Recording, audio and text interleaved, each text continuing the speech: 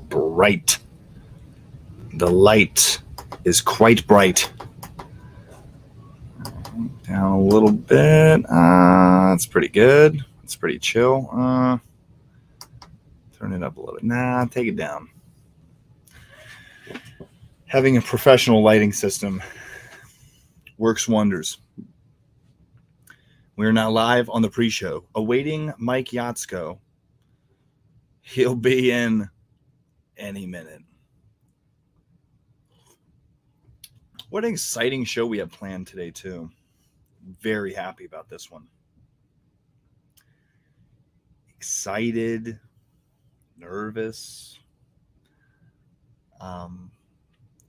Mike Iser will be on the show today, longtime friend of mine.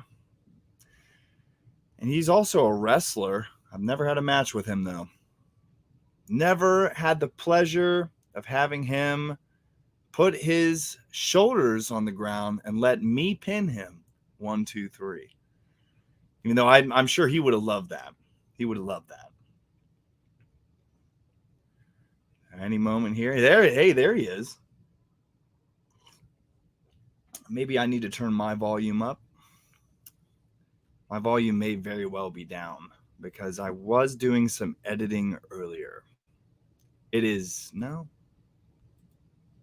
Mic check 1, 2. My volume's up. Welcome to the show. See, can you hear me now? There you are. Good. It's like the Verizon commercial. We're live. We're live, pal. What is happening? Sorry, just sharing it on the old Facebook. Hell yeah. Dig it, daddy.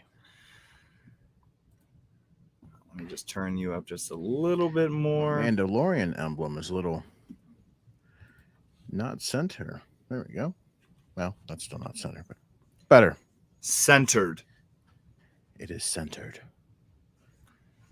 With the Christmas season fucking here and roaring, have you had a chance to center yourself? No, not quite. I've been working all day. It's been a crazy day. Just a few seconds ago, I was working. But I'm here now, ready for the show. I'm excited. Got some energy. Even though I've had no coffee today, I feel energetic. You know, last week, that was my fucking mistake. I did not have any coffee before the show. And this time, like, this is a larger That's a big mug. Yeah. That's a big cup of Joe. Yeah. I ain't fucking around this week. That's what I'm talking about. But hot damn, it's 7:01. Why don't we just roll that intro?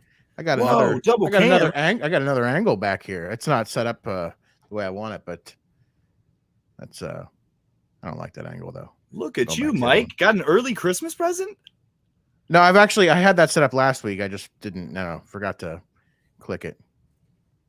Click it or tick it. Plus, it's not really set up in the position that I wanted to. It's kind of cuts me off a little bit. So, but eventually the goal is to be able to have both. Well, this is quite the wild. Did we already roll the intro? It's the episode ever that Mike doesn't have a script for the show. Nope. I have no idea what's going to happen. Completely blind. Now, before we go live, have I cut out for you at all? Before we go. Yeah. Just then, especially. Okay. Yeah. It's showing me the old Wi-Fi signal. I mean, I'm plugged in, but we're just going to have to roll with it and roll this intro and see what happens. We will run with it, as we said back in the day. With it. Okay. Let me just angle this up just a little bit. Okay. All right. We are ready. Here comes that intro, episode motherfucking 10.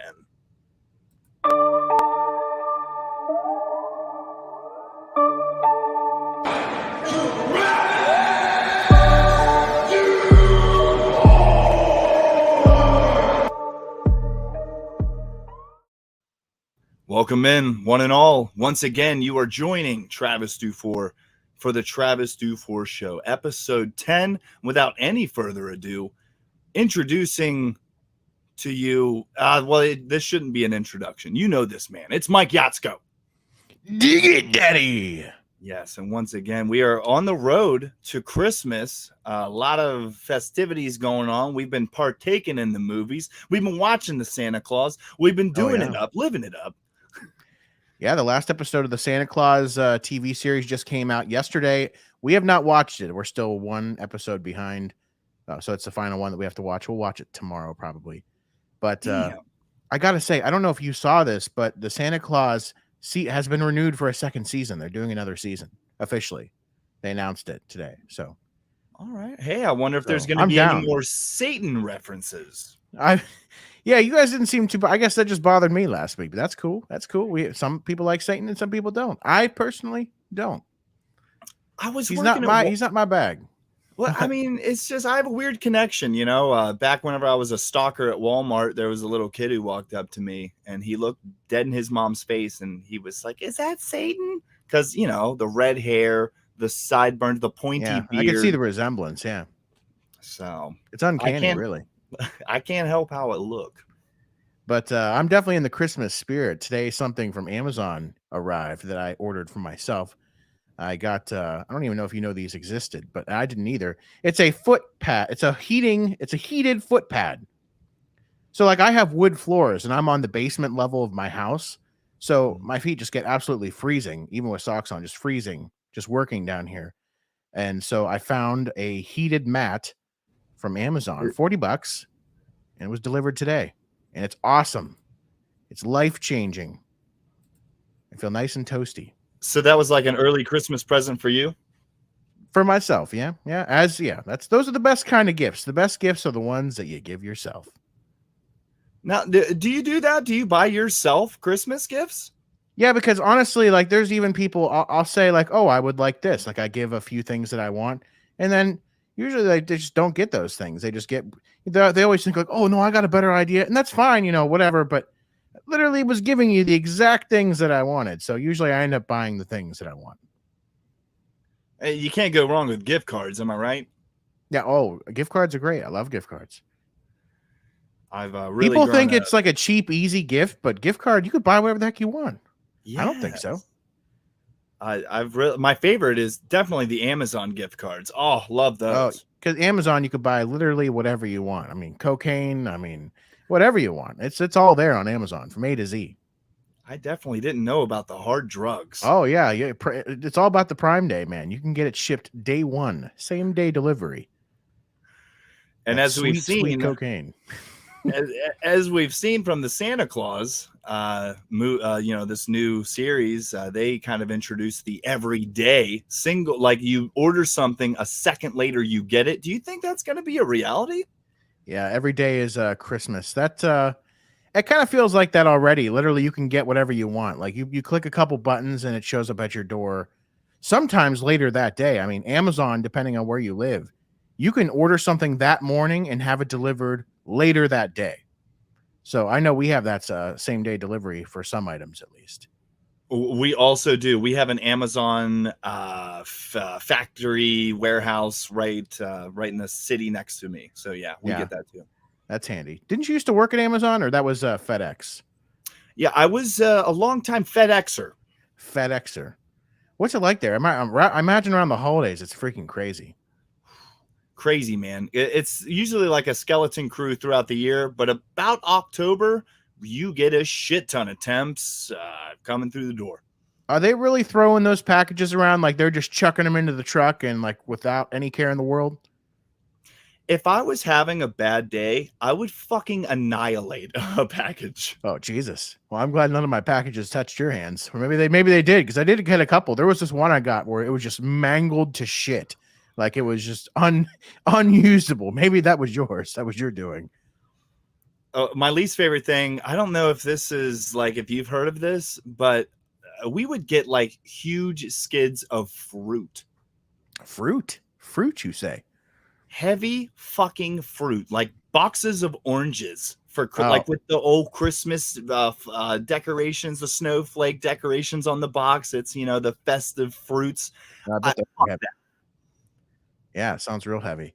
You know, that reminds me real quick. I used to work at Walmart years ago, and one of my jobs was a stock boy. Was I worked in the grocery department, so I'd be stocking, all the groceries. And one of the things I would be responsible for is milk. And so they would just stack these pallets high with everything, all the stuff. And there was this pallet stacked high with milk. And like I was just feeling super confident that day. So I was like going a little faster than usual with my pallet jack. And I just turned this corner, not realizing all that weight that's going to go somewhere. The entire pallet of milk, all of it falls over. And I'm talking gallon just burst all over the floor, gallons and gallons of just milk covered the floor. And I was right next to the women's clothing department. So it got on some of the clothes. This one woman, it fell on one of my coworkers. It actually fell on her. I saw a whole stack fall on her. She was drenched from head to toe, drenched with milk. She was furious, and I don't know if me saying it this way sounds racist. I swear to you, I'm not. She's black and she does not like white people, and so like if there was. She definitely didn't. I could tell. Like she looked at, because she always gave me like mean looks. She gave everybody like just. She's like, I always knew this was going to happen, and she always gave like the white people mean looks, and people would say things like, "Oh yeah, she just doesn't like them for some reason." And I just thought, I thought, whatever. And it's whatever. But she definitely didn't like white people after that day. So I ruined that lady for life, and it was crazy. I felt so bad. Like, she had to get sent home. She couldn't finish her shift. Like she soaked down to her underoos. So you saw her in the parking lot wringing out her underwear. I thought for sure I was getting fired that day. Sure enough, no, I was not. That's not how to get fired at Walmart. That's not a way to get fired. So did you stick around to clean it up, or were you like, somebody better fucking start? You know what's great about different departments is that was not my department. So somebody else had to actually come and clean it up, and I just got to go do other stuff. Like I just did the awkward, like looking around, like, oh wow, this is awkward. And I took the half pallet of milk. I didn't even bother stocking the milk. I was like, this ain't for me today. Not stocking the milk. Like I don't even know where we keep the mops. Like I can't really help with this. And I was nervous. I was waiting all day for someone to like call me in the office and say, dude, I'm sorry. You knew this was coming. You're fired. But no, not even a write up. They just said, oh, be careful next time. Watch going around those bends. Let me try to go tit for tat with you here. I love telling this story. I haven't gotten to tell it in a long time. It's been over 10 years since I worked at Walmart. But you worked at Walmart too. Oh, yeah. Fellow alumni. That's awesome. 2 years, stalker. Yep, stock boy. Lasted longer than me. I was a stock boy. I was a stock boy, yeah. But it was just another night. I worked the night shift. Were you on the day shift? It was day, yeah. I don't think I ever worked overnight. You didn't do shit. You left it all for the night shift to do it, didn't you? Gee, no. I always thought the overnight people had it easy. That's not the case. I never worked a night shift, so I just assumed they just fucked around. I don't know. What do I know? Oh man, I wish that was the case. Yeah, for my Walmart, the night shift was the workhorses. I mean, you don't really got anybody in the store, so you can really put your shit out onto the floor and get it on the shelves. Yeah. Yeah, it makes sense. But so there was one night, our cleaning guy, he was on the street sweeper, but it was designed to be inside the store, Yeah. Oh yeah, I've seen those, yeah. Yeah, the name of that is I want to call it a Zamboni, but I know it's not a fucking Zamboni. Yeah, Zamboni is what they do on the ice, but I understand what you're saying. So he knows that I was a smoker, and he was a smoker too, and he forgot his lighter in his car. And he was actually like physically handicapped, so the only job he could do was sit on the sweeping deal and kind of ride around the stores. The only thing he could do. And he comes around the corner. I'm in the, I believe it was the beer aisle on this night. And he says, hey, Trav, think I can borrow that lighter? I'm about to go on break. I was like, of course you can. You're my friend. I love you. Pull out the lighter. And it was perfect. Like I fucking underhand threw it. He caught it with one hand. And it was just so smooth. It was just so like smooth. The movies. Just like the movies. I had a fucking pair of shades I pulled out, popped them on. But anyway, he gets the lighter and he goes, hey, thanks. Goes to turn the wheel. Boom. Fucking hits this big bottles of wine come crashing down. Oh, no. Oh no, Have that's you ever awful. smelled 40 bottles of wine? I've smelled one bottle, so I can imagine amplifying that by 40 would be a lot. Like dark, nasty smelling fucking Probably wine. overpowering in that quantity. I couldn't, for the rest of the night, I couldn't work in that aisle because it just, oh my God, it would give you a migraine immediately. That's crazy. Do you try to slurp some up off But the floor? he fucking took down that whole display and just immediately this grown man just starts crying. I see tears rolling down his face. Starts crying. He couldn't He believe was he made a mistake like that. overwhelmed. Yeah, that's a huge mistake. I mean, there's mistakes and then there's mistakes like that. They Pretty pulled him crazy. into the office and I don't even know what happened. Like I never saw him again. Oh, they murdered him. They murdered that dude. He's gone. He's dead. That's what I was expecting. I was expecting to get murdered that day. And he was a big boy. They probably had to wrap him up in a couple of the Did you see any like extra large trash bags get taken out that particular day? We didn't have extra large trash bags for weeks after that. Oh, that's interesting. Yeah. Someone should look into that. Yeah. File a missing persons or something. Yeah, so that's my Walmart story there. Wow, what a way to start the show. That's crazy. Yeah, who knew the show was going to start off like that with the Walmart stories? Did you work at Walmart for the holiday season? Christmas? I actually I did. I mean, I was an employee there, but I'm somehow really lucky. It was my first year there. And like pretty much if it was your first year, first couple years, you were not getting off on the holiday. But for some miracle, I was off. I didn't even request it. I was just off. And I remember so many of my coworkers who had been there 10 plus years who did have to work that day, fucking pissed. And I mean pissed at me. Like they were furious at me. I'm like, I didn't make the schedule. I didn't do this. I didn't even request it off, but I'll take it. Oh, but there was a couple people who were like, oh, you should switch with me. I've been here 10 plus years and I have kids and all this. And I was like, no, sorry. I'm not switching. I'm not. The Lord blessed me with a day off on Christmas and I'm taking it. Oh, so fuck yeah. I don't blame you there. A lot of the old heads would probably be like, if that or maybe that me, was Thanksgiving. That sounds like Thanksgiving, I think. Okay, Black Friday? Yeah, Black Friday, Thanksgiving. And everyone was, because that's the biggest day, like shopping day of the year or whatever. So that's what it was. That was when stores were like really big in opening on Thanksgiving Day and to get that early Black Friday deals, all those deals out. But yeah, I got out of that. Dude, I don't know about you, but I had to work Black Friday and I was fucking hyped for it. You were hyped to see a bunch of people plowing through the doors. I want to see people get trampled. I want to see a fight. I want to see fucking something. Give me something. How many people died that day? None that year. Yeah, none that year. But like you, I had only been working at Walmart maybe a month, and they had me scheduled and everything. But because of my inexperience, and because I actually got hired not as a stalker, but they hired Travis motherfucking Dufour as a door greeter. A door greeter? I thought that was for just old people. At night, the nighttime door greeter. Who are you greeting at nighttime? I didn't see anybody come in. Yeah, I bet. Just fucking stood there.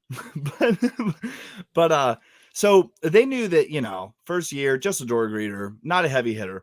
They told me, okay, so you have to work 10 hours that night, and only at this specific time do you have to be at this designated location where we're selling 40-inch TVs. You have to before that time, just look busy. After that time, just look busy. And the entire time that I was supposed to look busy, I was just chain smoking cigarettes in the break room. Oh, geez. On the floor. I would hide out in the bathroom. That's where I would just text out, because like cell phones were just becoming widespread at that point. So like I would just be texting like my buddies or something like that, and just pretend it was like an extended shit break or something. Oh, for sure. I'd be texting for sure. Cause you're right. It was like 2 or 3 years later, smartphones were pretty much in everyone's hand. Yep. Around 2007, no, 2008 probably. But yeah. I got my first smartphone like 2012. 2012. Yeah. Actually, yeah, because you're right. Probably it wasn't widespread. The first iPhone came out in 2007, so not everyone had those. I remember saving up a lot of money to get the first iPhone. I it was all my own. It was just like birthday money and some other things from working and stuff. So I actually was able to get it on my own for, it was crazy, but it was nice it was like I was one of two people in the whole school that had an iPhone. Oh, And now badass. and now everybody has them and nobody gives a shit. That's bragging rights, though. Was it was cool? at the time for sure. Yeah, definitely. At the time, oh yeah, everybody was like, "Oh, let me see that. Let me see that." Like, oh, like what phone do you have? Oh, it's an iPhone. They're like, oh yeah, let's compare it to my track phone. It's that. You know what was cool though? Those Razor phones. I never got to have one of those, but I always wanted one. The really thin. I knew a couple people. Yeah. I think it was called a Katana. That was the one I saw. Interesting. Yeah, I like those. But I remember before the smartphone came out, you could pull up websites on your phone, but it took like a half hour to load one page. Do you remember that? Oh yeah, dude, it was crazy. Yeah. Though that's almost still like that. I feel like we haven't come that much further now. Like sometimes I'll be sitting there waiting for a web page, and I'll be like, dude, what is going on? Like, what's that new social media site? Hive? Yeah, I'm not on it, but I've heard of it. Yeah, dude, give it a shot. Try it out because it will fucking put you 10 years ago. Whenever a website took forever to load, it just doesn't load for me.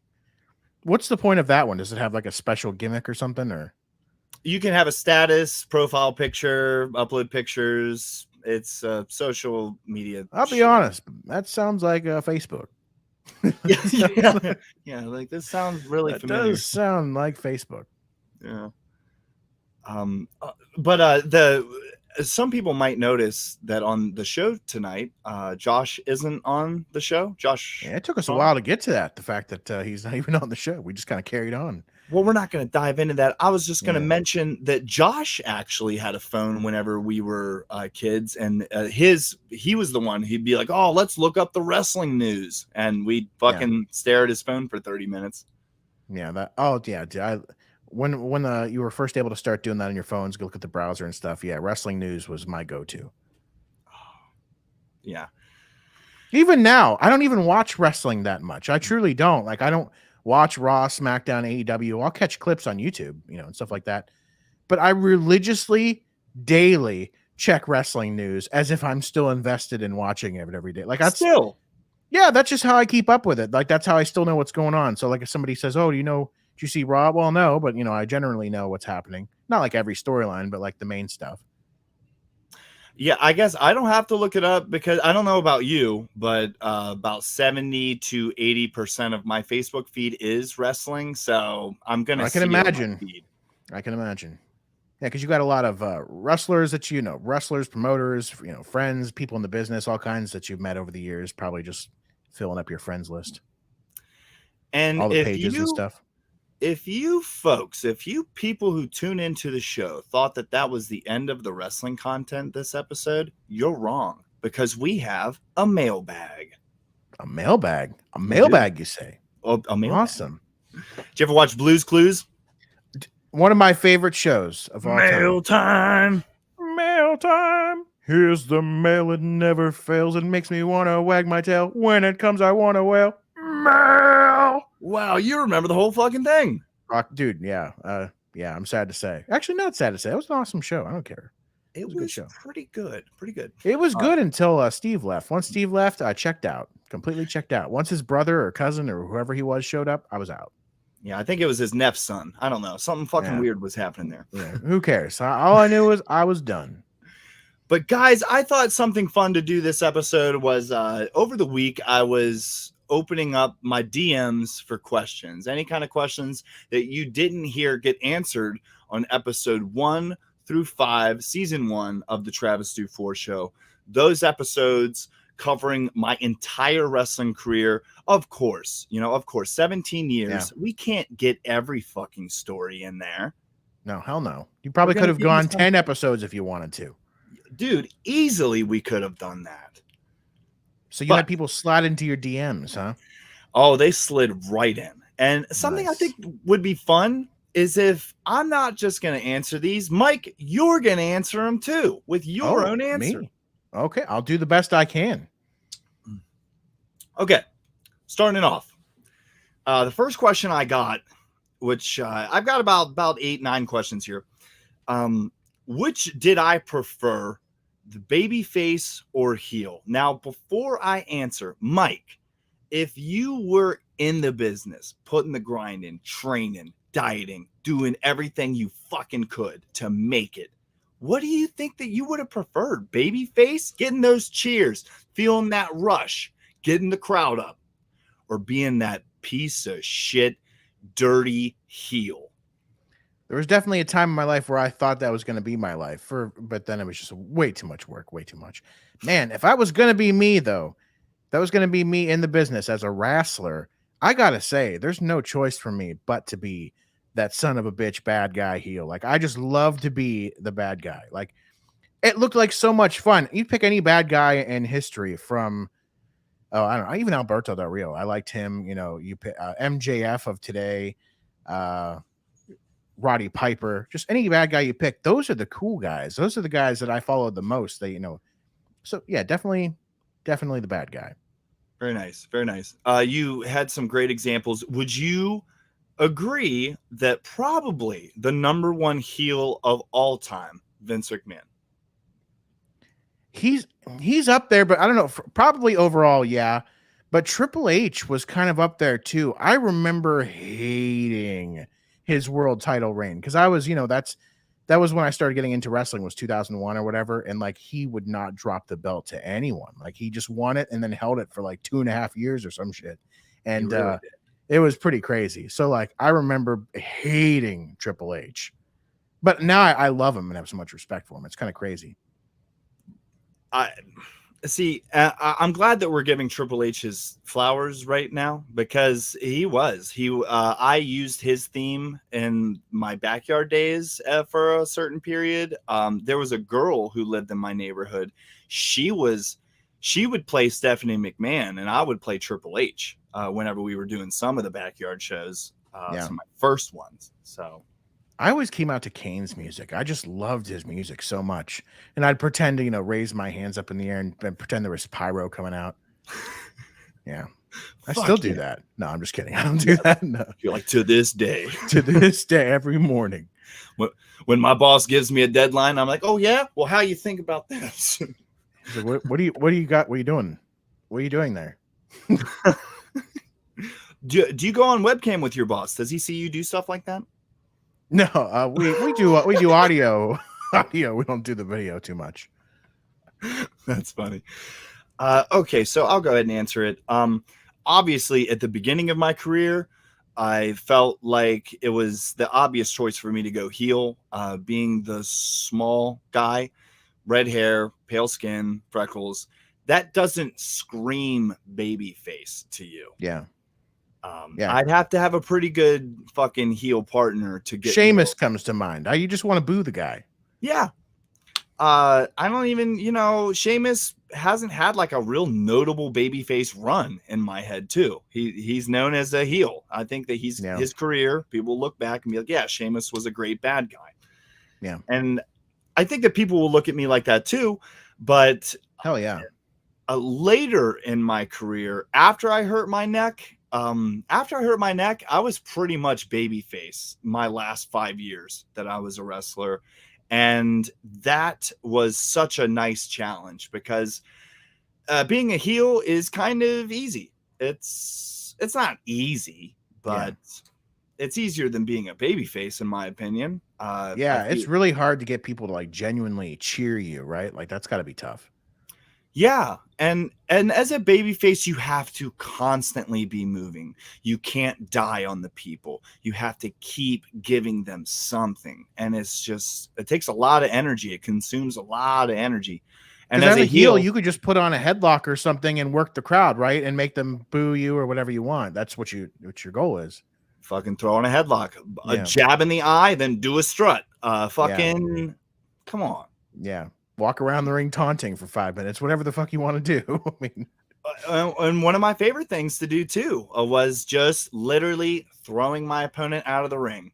They try to get back in, I'd throw them right back out of the ring, and I'd stay in the ring. And the fans would be like, God damn, just fucking somebody stop him. Like, get the match going, and just slowing that pace down as a heel. It was so easy, and it was one of my go-tos, and I get a lot of heat just for that. Yeah, and there's one thing to be said. It might be like you said, kind of easier, not easy, but it looks so damn fun. I mean, being bad, just that's fun. You don't really because you don't get to walk around in everyday real life just being an asshole to people and sticking up middle fingers and all that other stuff. But in the wrestling ring, you can do that, and it's like you're living an alternate life or something, an alternate personality. But you've gotten a chance to do both heel and face. Which one do you enjoy the most looking back? That would be heel or I did. So after I had my retirement match in August, I kind of had this overwhelming feeling that like I just wish that I had one more heel run. Because right before I hurt my neck, that was heel. That was heel for years. I was grand champion, heel. But did and people root for you to lose? Like they wanted to see you lose the belt? yeah, and that was amazing. Almost 2 years back to back, month after month, having that opportunity to be in the main event and be like finally like the main event heel. Yeah. That was such a nice experience, and I When you're loved such it. a good talker, dude, like you could just like you go out to any ring and it's crazy what you're able to do out there with a microphone. Yeah. I just got a big thrill off of being a heel. So yeah, if I could have one more run, I would want a heel run. Yeah. Yeah, it definitely looks fun for sure. So next question, I'll let Mike answer this first as well. Yeah, Mike will answer all of them first. Manager or no manager? Which would you prefer? Would you like to have a manager at ringside with you, cutting promos with you? Or do you think that you would have enjoyed kind of being the lone guy out there? As much as I would love to be the lone guy out there, I'm honest with myself to know that when I'm out in front of a crowd of people, and I proved this I came to one indie show of yours, well, a couple, I think, but came to two. Yeah. So I went to one indie show and did a segment with you, and I lacked total charisma. Like I was not able to capture the crowd, and if it wasn't for you, the segment would have been dead in the water. Luckily, you were able to save it from your end at least. So as much as I'd like to be the solo guy, I know that that's not my strong suit. It's not a skill set I possess. So I would have to go with a manager. I'd need a mouthpiece, somebody to go out there and really sell me. And then I would be the athletic, guy in the ring. I know it doesn't look like it, but I might say if I was. This is a hypothetical, right? If I was. There's Big Show though. He's a wrestler. He's a big guy. So would it be fair to say that what is the word I'm looking for? What does it mean whenever you're like not a naturally outgoing person? What does that mean? Well, you're an introvert. Yeah. Are you an introvert? Oh, yeah, 100%. Yeah. I do not have the gift of gab. I can do this like here with you, just chatting with you, but standing in front of the crowd in a ring with a microphone, like I just shrivel up inside. So what made you agree to do that with me? You were 17 years old and you got on the microphone in front of like, I think there was 300 people in the crowd that night. What made you kind of jump off the edge there? Well, you have to think about it from my standpoint is I was a wrestling fan all that time. So in my head, I didn't know how bad I was going to be.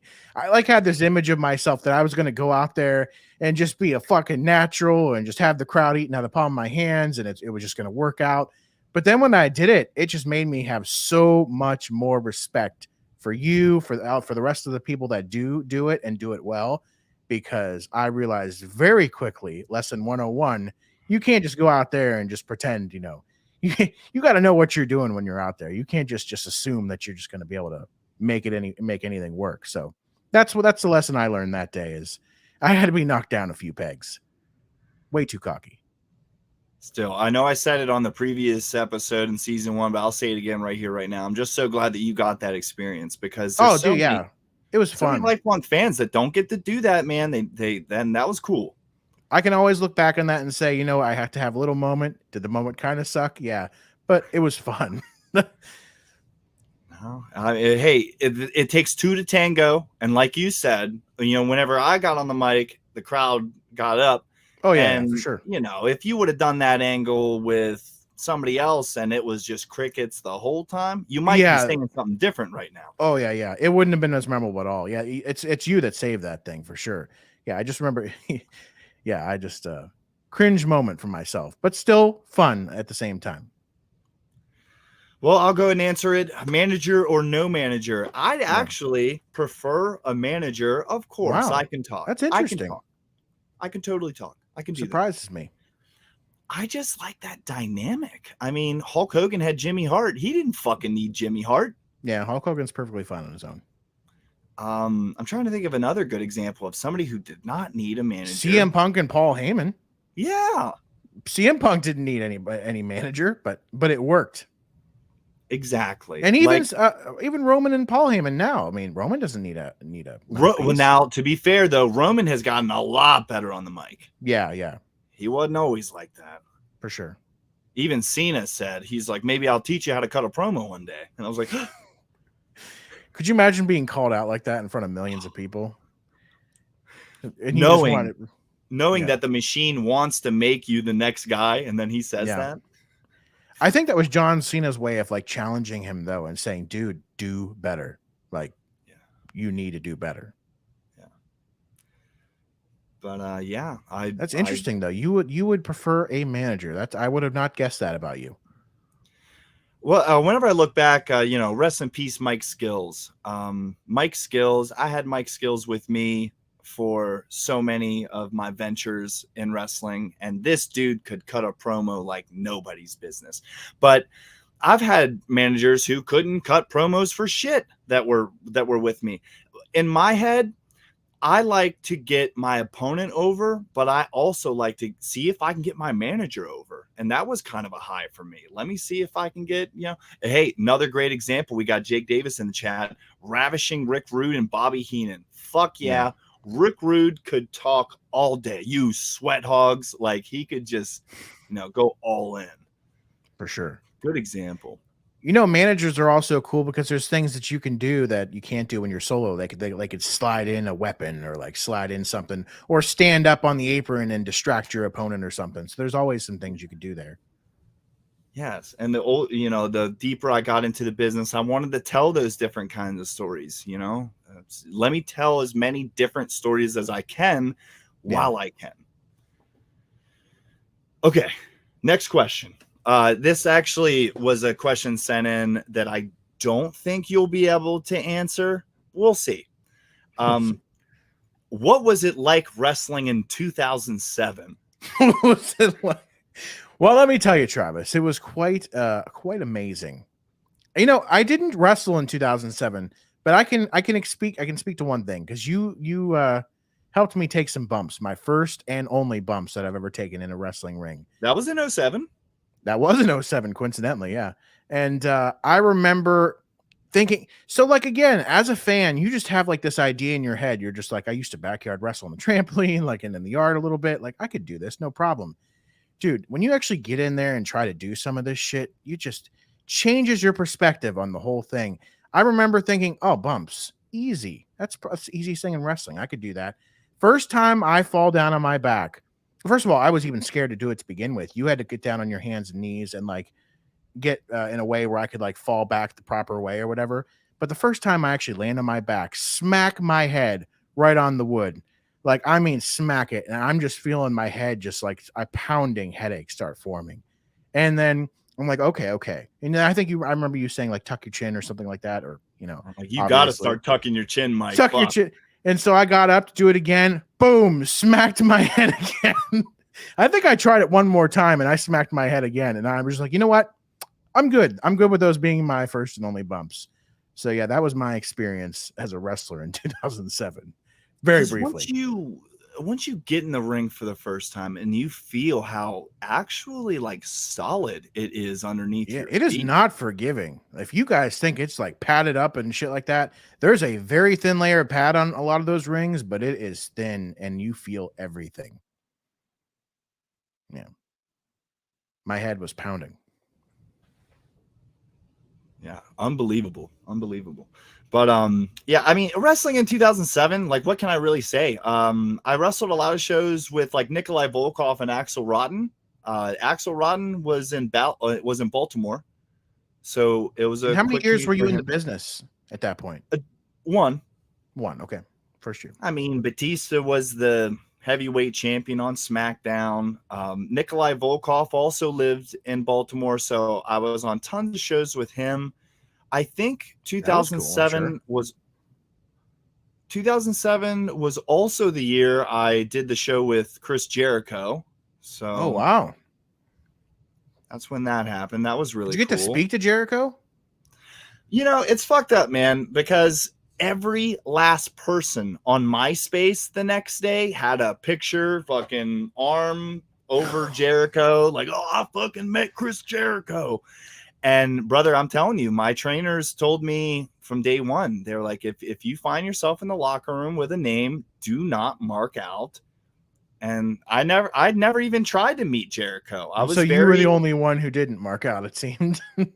oh yeah, literally the only one. That sucks. No, I wish I would have taken a picture with Jericho, because those same trainers they'll post pictures now on their Facebooks of like, hey, this is me with this fucking guy, the Barbarian from '06 or something. And I'm like, God damn it, I was on that same show. Why didn't I take a picture with him? Yeah, I'm surprised Jericho even worked an indie event. That's crazy.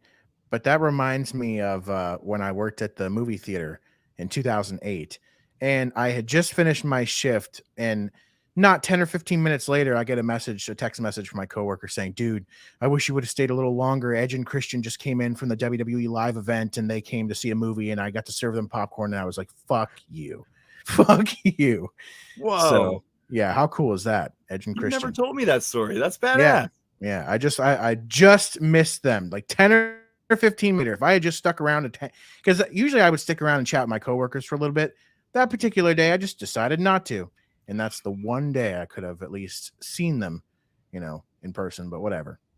Damn. Yeah, I think the only time I've ever been starstruck by like sharing a locker room with somebody was Jeff Jarrett. Um, 2014, I worked a show with him in Harrisburg, and man, I was just sitting at Gorilla. They had a TV set up in the back, and I was watching the TV, and I just felt the hair stick up on my neck. I felt an energy enter the room. I heard a chair pull up next to me. Jeff Jarrett fucking sits down right Dude, next to me. that's crazy. What was your first thought? I, Were I you was just shocked? I just started talking to myself in my head. I was like, brother, you've been in the business 8 years. Fucking act like it. Talk to him like he's one of your fucking. Act like it. Get it You, together. don't freak out, brother.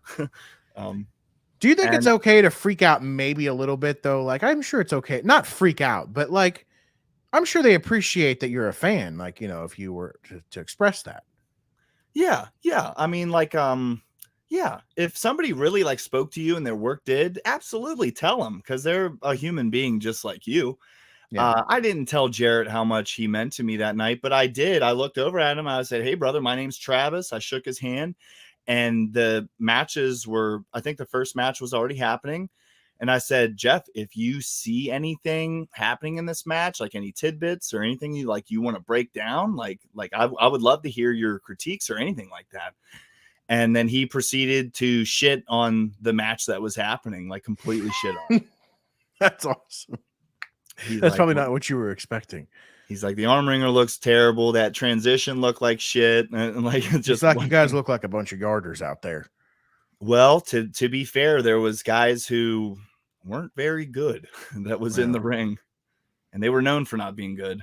So, but anyway, very interesting. Okay. Why do these guys go to these types of events? They're just paid really well to come. Is that what it is? Like, or do they enjoy the experience? What is it for them? Well, this was a super show. There was a company called the Ultimate Wrestling Experience, and they ran shows in Harrisburg. Jarrett wasn't the only guy there. Karen was there as well. I believe Foley was also booked that night. There was a couple stars. Yeah, for sure. That's awesome. Yeah, there was a couple stars. I had never really worked with this company before, and it's one of the only times that I really like politicked to get onto a show. I literally did it so I could try to rub elbows with Jeff Jarrett. That's awesome, and it worked out. So that's good. That's good. And they booked me again after that, so it didn't, Yeah, it wasn't for nothing. I came and did my job, and I did it well. But okay. Next question in the mailbag. Strangest place a locker room was. Can you imagine a fucking strange place that changed for your match? Yeah, I bet that you've probably been in some strange ones over the years. Well, I can't really think of like a really super outlandish place that the boys had to change in, but I did whenever I got this question in the mailbag, it did make me think of this. I was 19 years old and I didn't have an ID, like a driver's license, state issued ID. I didn't have an ID at all. Um, for whatever reason. Why not? And You don't know. I don't know. I don't know why I didn't. I just didn't. I just Uh, didn't.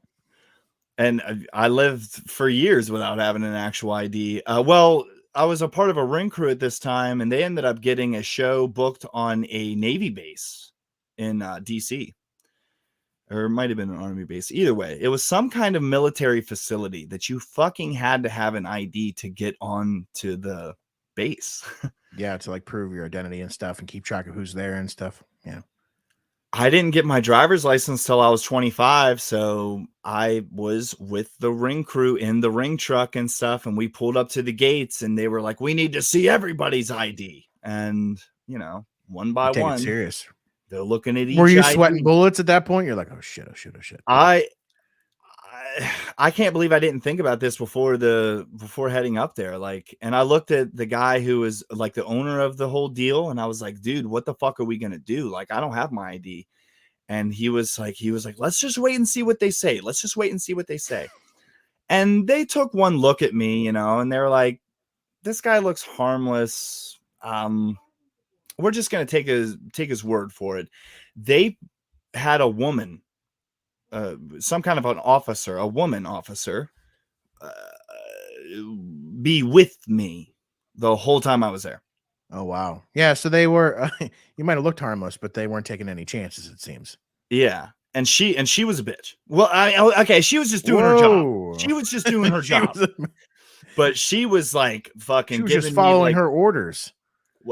she was not willing to joke. She was not willing to have a conversation. It was all business to her. Wow. And Yeah, and she had a job to do. I've always been Travis Dufour. I've always wanted to crack a joke, and she was not laughing at anything I was saying. But either way, it comes time for me to actually get changed for the match. And I asked her, I was like, so are you staying for this next part? And she was like, what do you mean? I was like, I have to get in my tights.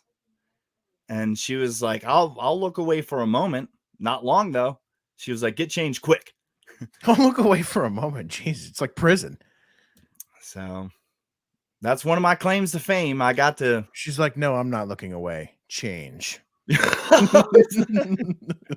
She turned on some like fucking slow jams music.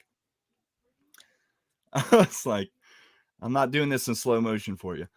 But anyway, minutes until we get old Mike show. 15 more minutes. Got a couple more questions to get through. Next question: are bar shows common?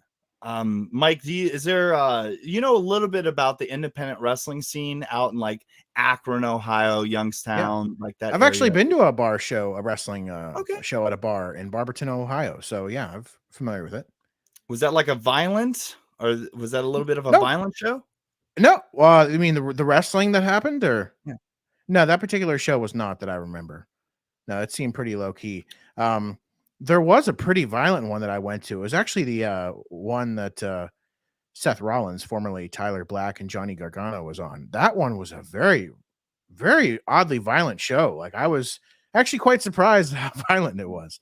Just like, all kinds of stuff. They had all kinds of weapons and stuff. I don't remember where that was not at a bar though. I don't remember where that was at. Do you remember if Seth Rollins got violent?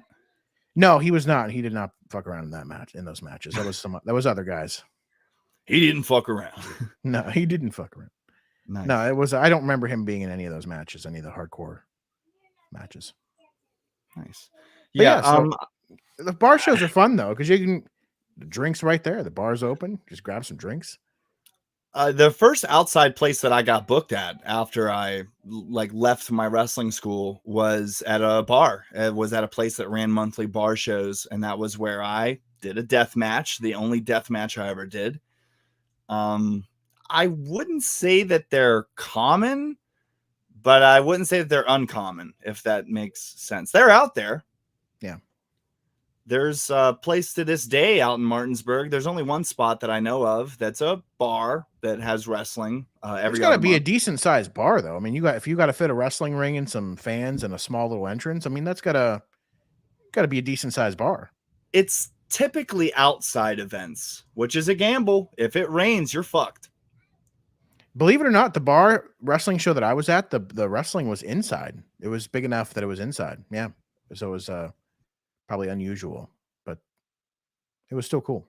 The place I did the death match at too, that was an inside the bar occasion as well. You don't strike me as a deathmatch guy. What was that experience like? Briefly, Should I know. a wrestler? Sorry, are we going in and out? Yeah, a little bit. Yeah. Are we good? Yep. Right now. Yep. I think we're good until the next spike. What should a wrestler focus on when they're first going to wrestling school? What would you say, Mike? I mean, for my opinion, based on no knowledge whatsoever, would be the basics. I mean, that would be learning how to bump properly. But you would have a way better answer than me, just because I fucked that up and I overlooked. I thought the basics would be way simpler than they actually were. So my guess would be like trying to really hone in on those basics. But go ahead. What as a wrestler though? What is the real answer? No, that's perfect. Yeah. Oh, wow, yeah. okay. I think that a common mistake I saw, like a good bit, was having a preconceived notion. Was having some kind of fantasy world in your head of what you think it's going to be. And whenever it turns out not being that way, you're fucking going to your car and not coming back. Yeah. For me, I thought so. Like I completely just underestimated something as simple as running the ropes. I ran the ropes, and the first time I did it, my back hurt, like from hitting the like you just don't like as a fan, you don't think about these kinds of things. You just see wrestlers running the ropes, and it just in your mind it kind of seems easy. Oh, they fall on their backs and take a bump. Oh, that looked easy, dude. None of that stuff's easy. Like those things are like hard. Like so, I can't even imagine the rest. So I understand what you mean. I mean, and whenever you see people like The Undertaker fucking throw their body at the ropes, like, yeah, I see what you're saying. Yeah, for sure. Yeah, definitely. Get rid of that preconceived notion. Anything that you think you know about pro wrestling, wipe it. It's gone. You don't know. You're starting from scratch, from absolute scratch, day one. So that's my best advice. Don't fucking come in with any kind of preconceived notion. Open mind. And let your trainer mold you. So yeah, unless you have a shit, be open to trainer. Advice, I'm sure, because there's a lot of guys that are even like the guys in like AEW and elsewhere that just say they don't need advice. Like I feel like the day that you say that you don't need advice anymore is the day that you're kind of dead in the water. Like like I'm not a wrestler, I'm a designer, but like even in my career or any career, if you stop taking advice, stop learning, you're done. Like you're done. Hang up the boots, kid. You're never going to work in this town again. Yeah. So, okay. Next question we got here in the mailbag. Which era of wrestling had the best wrestling? Oh, it's going to be very subjective. A lot of people. It is. Yeah. So you're asking me first? Yeah, go for it. Which era had the best wrestling? So I'm just going to go with I love the Ruthless Aggression era, and that's not to say that it's the best wrestling overall, but for me as a fan, it was because that's when I started getting into it, like seriously getting into it. A little bit right before the Ruthless Aggression, but I missed the Attitude Era. So the only thing I saw of the Attitude Era was just in documentaries and obviously rewatching stuff on the WWE Network and that kind of thing. So yeah, like the 2002 through 2006, I guess, or whatever that Ruthless Aggression era was, that would probably be it for me. Nice, very nice. Yeah, I'm just gonna go simple here. The 80s style of wrestling, that was mainly what I studied whenever I was an active wrestler. Whenever they talk about studying tape, if it wasn't from the 80s, I more than likely wasn't watching it. So Yeah, 80s are good too. easily the I best. just didn't watch too much. Easily the best. And folks, very shortly, we will have Mike Iser on the show. We have one more question from the mailbag, and then old Mike Iser, who spent a number of years as a corrections officer, he will be on the Travis Dufour show. So if you think that this was false advertising, think again. He's coming. I'm really disappointed I'm going to miss that part too, because it sounds like it's going to be a fun one. I definitely will be listening in. I'm sure he's got lots of cool stories and interesting stories to tell. So faux show. And for the last mailbag question, is there any childhood memories of your fandom that really stick out for you? If you have to think of something, I have something. Yeah, I have to think of something for sure. So, but the question is a memory from wrestling that really stands out. Yeah, that's childhood wrestling memory that sticks out. That's It's not specific, so I don't know if this is even if it's a bad answer or not.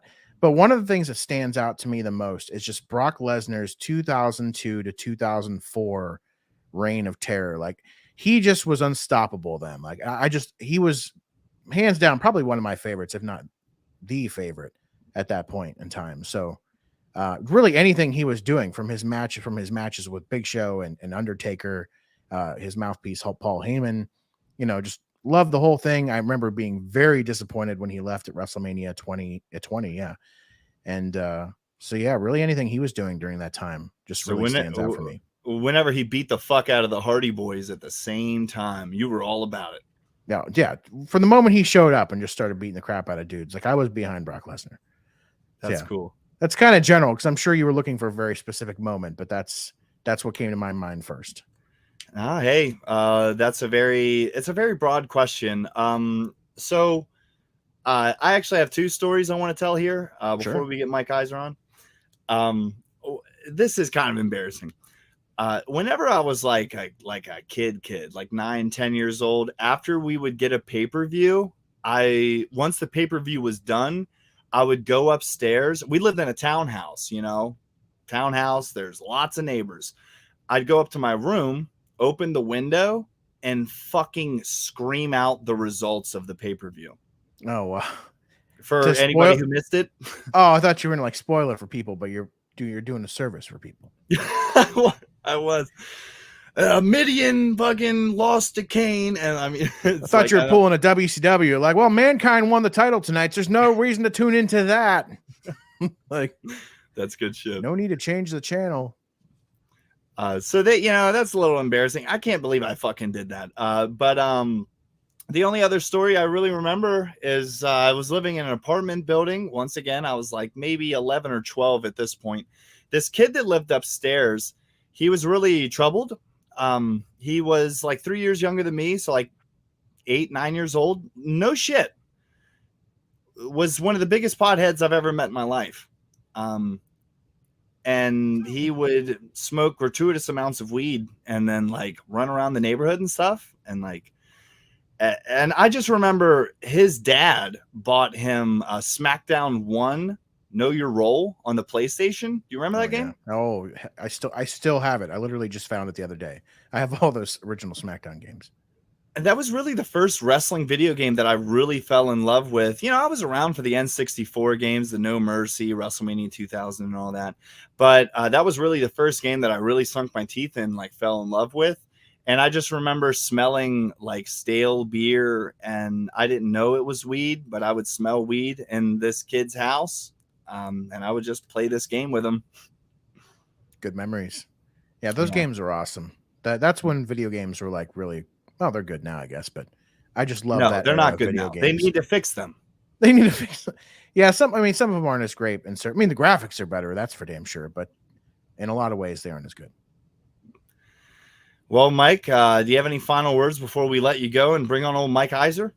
No, it's fun, man. Hello to Mike, or yeah, bring him on. Bring him on. All right, Mike. I hope that you're ready for this. He is in right now. I want everybody round of applause, a warm welcome to Mike Iser. Nice to see you, Mike. Thanks, fellas. What's going on, Glad Mike? I could make it. How are you, Mike? Nice to meet you, brother. Yeah, nice to meet you. Unfortunately, I'm dipping out. I'm really sad about that too. I can't because I have a lot of work to do today. But really, I'm going to be listening in, and Cool. going to be sad that I missed out on asking you about some of your correctional stories and that kind of stuff. So, but I'm just going to hang up on myself. Goodbye. All right, and ladies and gentlemen, that was Mike Yatsko, and now Mike Iser. What do you prefer, Mike or Michael? Mike's fine. Doesn't matter to me. Hell yeah. So fuck. Let's just jump right into it. What? At what age did you even start being a corrections officer? That would have been 2011. So I would have been, if we got to do math now, like 25. Yeah. Wow. What puts a 25-year-old in that line of work? What were you doing before then? Necessity. So when I met my wife, I was actually managing a Ruby Tuesdays. And for anybody in the restaurant business, you know that those hours can be not fun hours, bad times of the day. I was working anywhere from like 60 to 70 hours a week.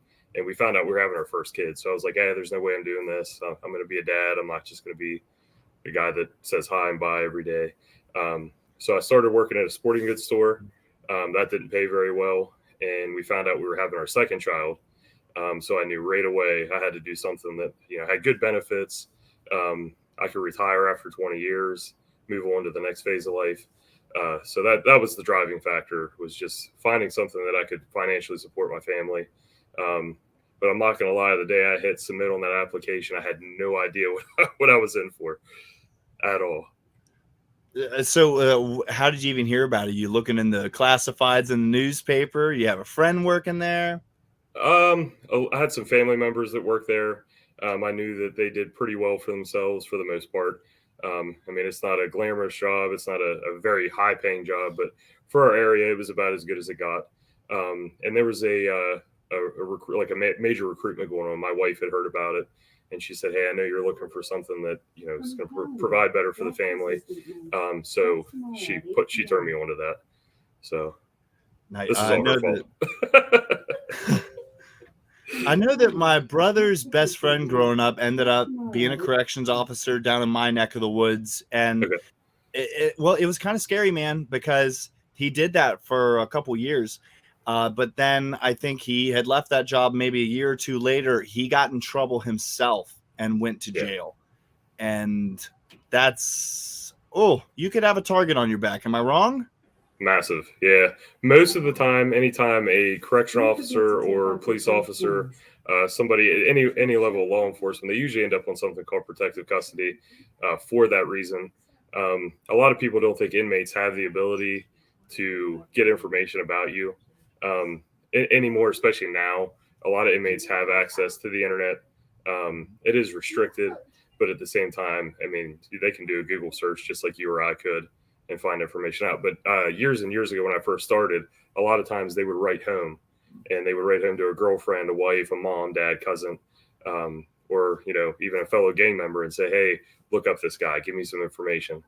And then that's how, especially on other inmates as well. So if they wanted to verify that you were a gang member on the streets before you got to jail, or in that situation, they would say, hey, do some research. Was this guy ever hired as a correctional officer? And yeah, massive target. Yeah. So whenever these inmates are writing letters, is there some kind of a filtering system? Are you seeing any of the letters? Are they all just fucking going out? There is a mail department. They're looking more for like contraband. So they're looking for more like drugs, weapons that happened, cell phones, but drugs is the big one. But in order to look at an inmate's mail or anything coming and going, a lot of times you have to have a reason, because they still have an expected level of privacy, just like you or I do as a citizen. Sometimes a lot of officers will say they get more, the treatment for an inmate is better in an institution like that than it is even for the officers working there, which is very true, for unfortunate reasons as well. But there is a mail department that will go through mail. I spent a little bit of time in the gang intel department, which really all I did was listen to phone calls or read mail. And a lot of times it's in code. So unless you have somebody who knows how to break that code, it may just sound like nonsense. But yeah, there are people that do go through the mail. But unfortunately, that stuff slips through all the time. They can't catch it all. Did you ever watch MSNBC Lockup? I'll be honest with you, I did when I was working at the jail. And we can get into this later, but I actually got injured. That's why I'm not there anymore. I got a medical retirement. So that's a good story we could touch on too. But unfortunately, when I left, my mental health took a massive hit. My wife told me for a few years, and even family members, that saw a pretty drastic change in how I carried myself, even when I wasn't at work. A lot of times that stuff came home with you, and it was one thing I didn't want to do, but it just did. Like, it just weighs on you. So anytime that would come on TV, my wife loves that stuff. She loves true crime documentaries, the normal, you guys would probably get along great. But unfortunately, she would like to watch that stuff. And at the time I could watch it, but after I just couldn't. It brought back memories that, made it hard to watch. Even now, I try to, at least the stuff that involves prison, I really don't watch much of it. But you're okay on this episode, right? Absolutely. Yeah. Okay. Yeah. Okay. Yeah. Hell yeah. Yeah, I just remember watching the hell out of Lockup. So not going too deep into that. Is it pretty accurate to what's? I can't really attest to that, because Lockup was mainly about, if I remember correctly, wasn't that about more of like a detention center? Like, they would bring people in after they got arrested and like process them. Am I right on that one? I mean, I saw like a lot of like lifers and stuff. I guess some of the episodes Okay. I saw were like lifers. Yeah. I would say it was fairly accurate. Anymore with reality TV, unfortunately, the chances of it being not scripted, not, a little bit of like pizzazz thrown in there to make something seem a little cooler. From what I watched, I'd say it was fairly accurate. The show 60 Days In, those kind of shows, I've seen those a few times. Those seem a little odd to me. But probably my favorite show when I would watch shows like that was called Jail. And it was more of the detention center side of things. And I never worked in one of those. So like you said, it was a lot of lifers. It was a lot of guys with more than a year and a day. Usually if you get sentenced for less than that, you're in a detention center. And I never worked in one of those, but I've heard stories from guys there too that it's a completely different ball game. Do you feel comfortable saying what you worked in? Yeah, absolutely. Yeah. What was it? So when I first got hired, unfortunately, I got hired in Hagerstown, and I live in Cumberland. So there was we have two jails here. We have Western Correctional Institution and North Branch Correctional Institution in Cumberland. Both of those were not hiring directly from the street. There was a lot of reasons for that. They still needed staff, but at the same time, I don't want to say they're a harder prison to work in than any other in the state, but they had a lot of issues. There wasn't as much turnover, but they also at the time didn't have a hiring department. So in order to get hired, you had to start in Hagerstown. You had to wait at least a year before you could transfer or even request a transfer. So I actually started at MCIH, which is Maryland Correctional Institution in Hagerstown. They have like a conglomerate of 3 jails right there. And that's one of at the time when they closed the Cut, which was, if you've ever seen like Shawshank or any of the old prison movies where it's just like bars and a 2-foot walkway in front of the cells, that's what that place was. Probably one of the most dangerous prisons in the country at the time. Because you can only imagine, they make you reach out, stab you, punch you, throw whatever they want on you. There's no physical door. So that place got shut down. It's now a housing development. People actually live in it, which is pretty wild. Yeah. They tore most of it down, but part of it stayed open as like an apartment complex, pretty much. But yeah, so I worked at MCIH. It was actually built by inmate labor. I can't remember the exact time, like early 1900s, if I remember correctly. But inmates were mining the rocks right there, very close to Antietam Battlefield. So if you've ever been there or seen pictures of that place, I mean, it's covered in just limestone and different kinds of sandstone and stuff like that. So that prison, if you look up pictures of it, it actually looks like it was just built out of rock. And for the most part, the majority of the prison was. It's a pretty cool looking place, very, very old. A lot of stories about hearing things that that wasn't an inmate kind of thing. You go to a dark place at night where you have to go do like security rounds, and you would hear some stuff when no one else was there. Pretty wild stuff. So whenever you first got this job and you're kind of learning it and it's your first days and everything, was there a part of you that was like, fuck, I don't know if I'm going to be able to do this? Or was you gung ho? Like, all right. The driving factor was always to support my family. Yeah. So just like any other job, there's other jobs out there that are just as dangerous, just as, I look at truck drivers. I have a lot of respect for truck drivers for what they do. They're never home. We both know how people drive, especially in our area. West Virginia, Pennsylvania, Maryland, we got some crazy people out there. So I respect those guys. And I looked at it kind of the same way. I had to compartmentalize it, that I didn't want it to become a lifestyle, although it almost has to become one.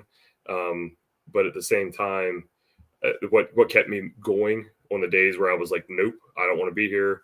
I can't believe I just saw that. It was my job. I had to continue.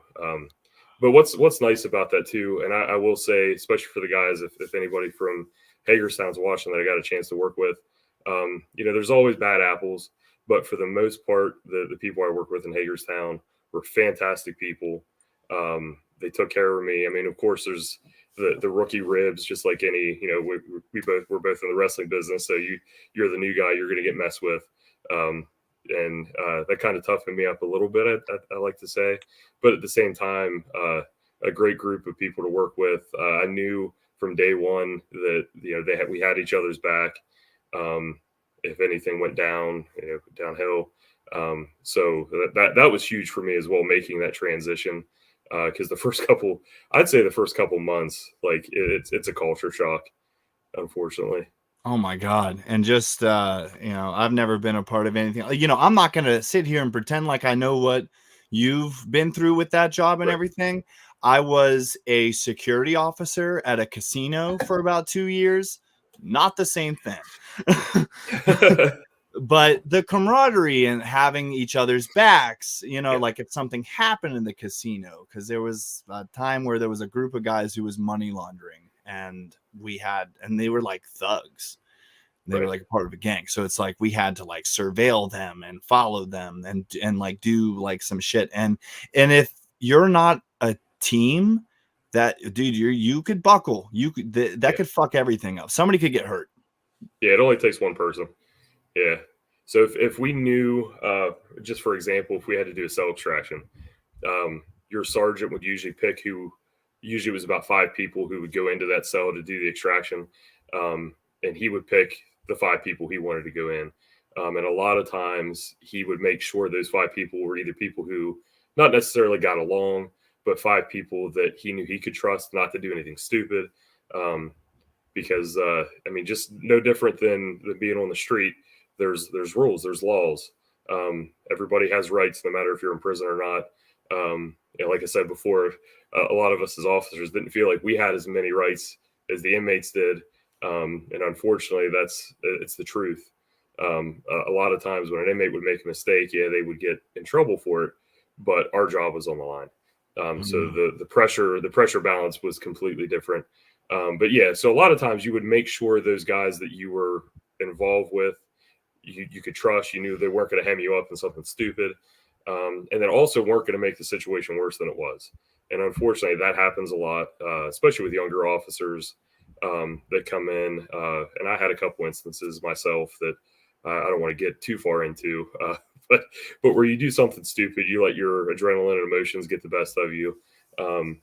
My wife jokes with me all the time. My blood, guts, vomit, that stuff doesn't bother me. But like human feces, absolutely, like it gags me. And unfortunately, in prison, like that's one of their favorite things to do is, put it in a water bottle, hit you with it when you're not paying attention.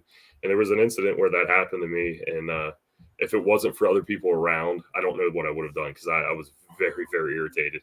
Like probably the maddest I've ever been in my life. So if it wouldn't have been for other people saying, "Hey, we got you, we'll take care of it. You need to go get a shower," that kind of thing. So it's gross. Yeah.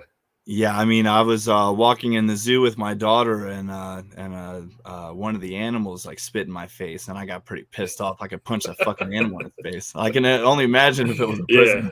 Yeah. Unfortunately, and it was never an accident. That's anything that happens in prison usually isn't an accident. If somebody's doing something, it's on purpose.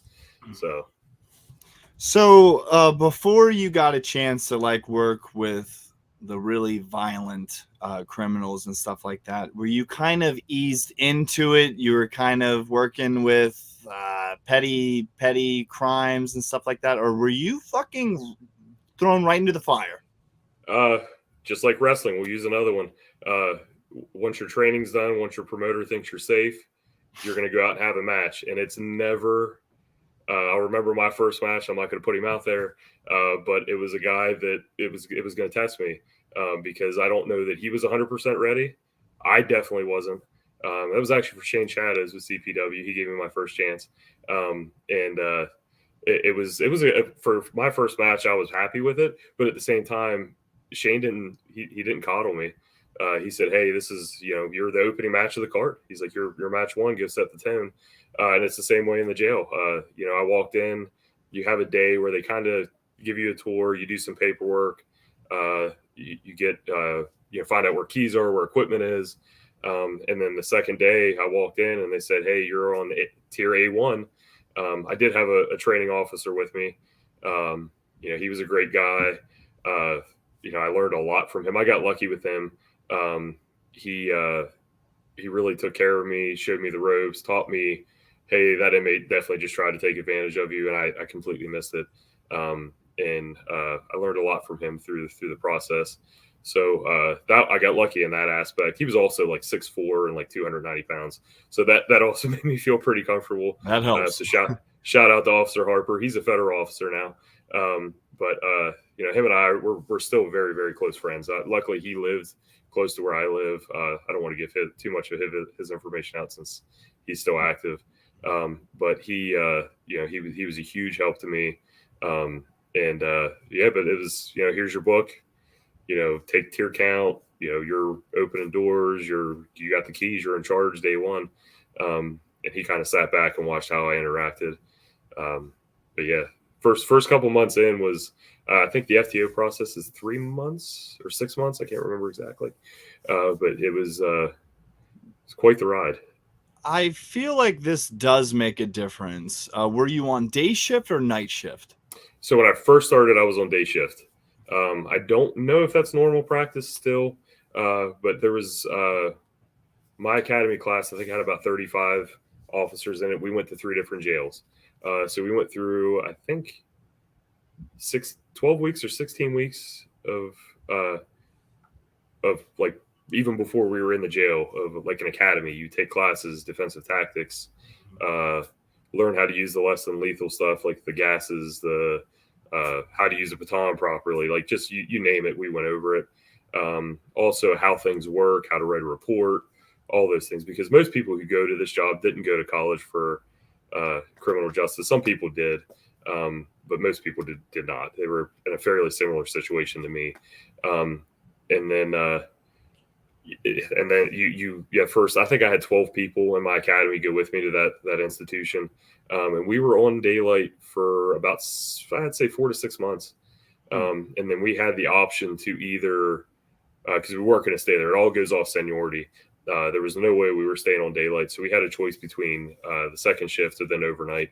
And I knew second shift was going to be terrible because I'd miss everything at home. So I went to night shift, and that was that's a completely different story. So now that you've seen both sides of the coin, which do you prefer? I worked night shift most of my career. Daylight has a lot of movement, a lot of like guys going to school, guys going to work. The institution I was at actually had shops, so they had like a metal shop, an upholstery shop, a meat plant.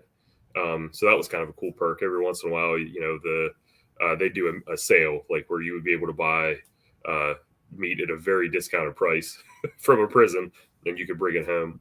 They did that once or twice, and then that kind of stopped for obvious reasons. But that was kind of a cool thing to see.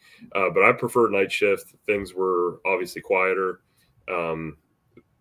It was just easier mentally. But the downside of the night shift is there's not as many officers. So daylight is going to be one of your biggest groups. So, at MCI, I think on any given shift, there would have been about 200 officers. And MCI housed about 1,800 inmates when I was there. So completely outnumbered. Yeah, And so of the night shift was even 1800, worse.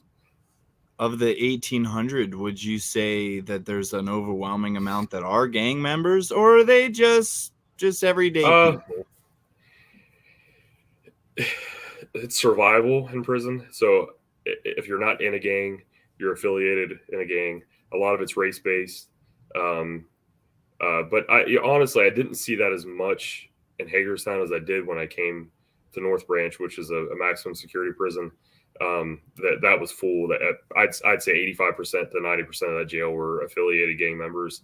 MCI, you had anywhere from a guy doing a year and a day for petty theft to guys that had 30 years already that were had maybe committed murder. And they could be bunking together. They could be in the same bunk.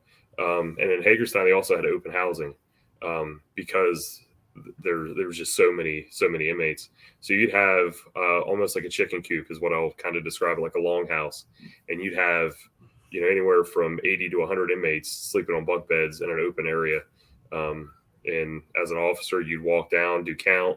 Anything happened, you'd have to walk out and right in the middle of the place with anywhere from around 100 inmates just sitting there watching you.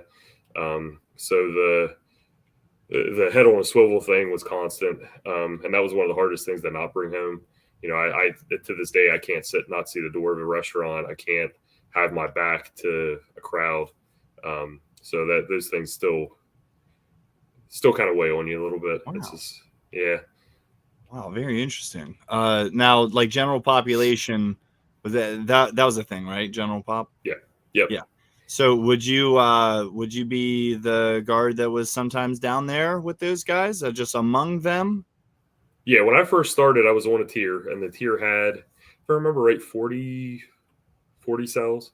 And there was usually 2 inmates per cell. Never at that institution, there was never more than that. And then, and again, that could be anybody from guys serving just a couple years to guys doing life. You ever see those big Folger Adams keys, those big copper keys or steel keys? That's what we'd use to unlock, the old school iron gates down there. And then you'd have a panel box with switches to open doors. But I would have to stand at the end of the tier while guys were going to chow, while guys were going into the rec hall, send guys off the medical appointments, those kind of things. Yeah, there's unless everybody's locked in, there's almost always inmates around you. It's you think about it like I would compare it to like a hotel. But you think about that front desk clerk. I mean, everybody's got to pass her to leave, and it's her job to make sure the people that are there are the right people. That was the other hard thing is unless you really knew who your inmates were, and there were so many times guys would move or new inmates would come in, you'd really have to get yourself able to facially recognize them with a name to make sure that they were in the right place where they were supposed to be, that you didn't have guys in the wrong cell or guys on the wrong tier. It happened. Guys tried to do it all the time for a litany of reasons you could only imagine. But so kind of growing up in the area and all that, now you find yourself working in the jail system, in the prison system. Mm-hmm. Did you run into people that you knew often? All the time. Yeah. So the most notable one, and I'll leave his name out of it because he is on the street. I was only at MCI for about I'd say a week, 2 weeks. And I had walked downstairs. They actually had what they called an annex. It was literally in the basement, wet, damp, cold, terrible environment. So anybody that says prisons are like a country club or they really take care of you, it's not always true. This place, like I said, was built in the early 1900s. It was ancient. So I had to go down there, and this guy walks up to me and he said, "Hey, officer, I need to go to this place." And he kind of stopped and looked at me. And as I picked my head up, I knew exactly who the guy was. Went to high school with him, graduated with him, played basketball with him in high school, shared a bench. And he looked at me and he goes, "Hey, man, how are you?" And threw out my first name right away. And it was just, it was just that moment where I was like, shit, what am I going to do? Like, he'll tell everybody. And he did. He told everybody. And you just have to deal with it. And he wasn't disrespectful about it. I never felt scared for my life because of him. Because I did have a decent relationship with him in school. He just took a left when I took a right, kind of thing. I hope his life's on the straight and narrow because he was a good person at one point in time.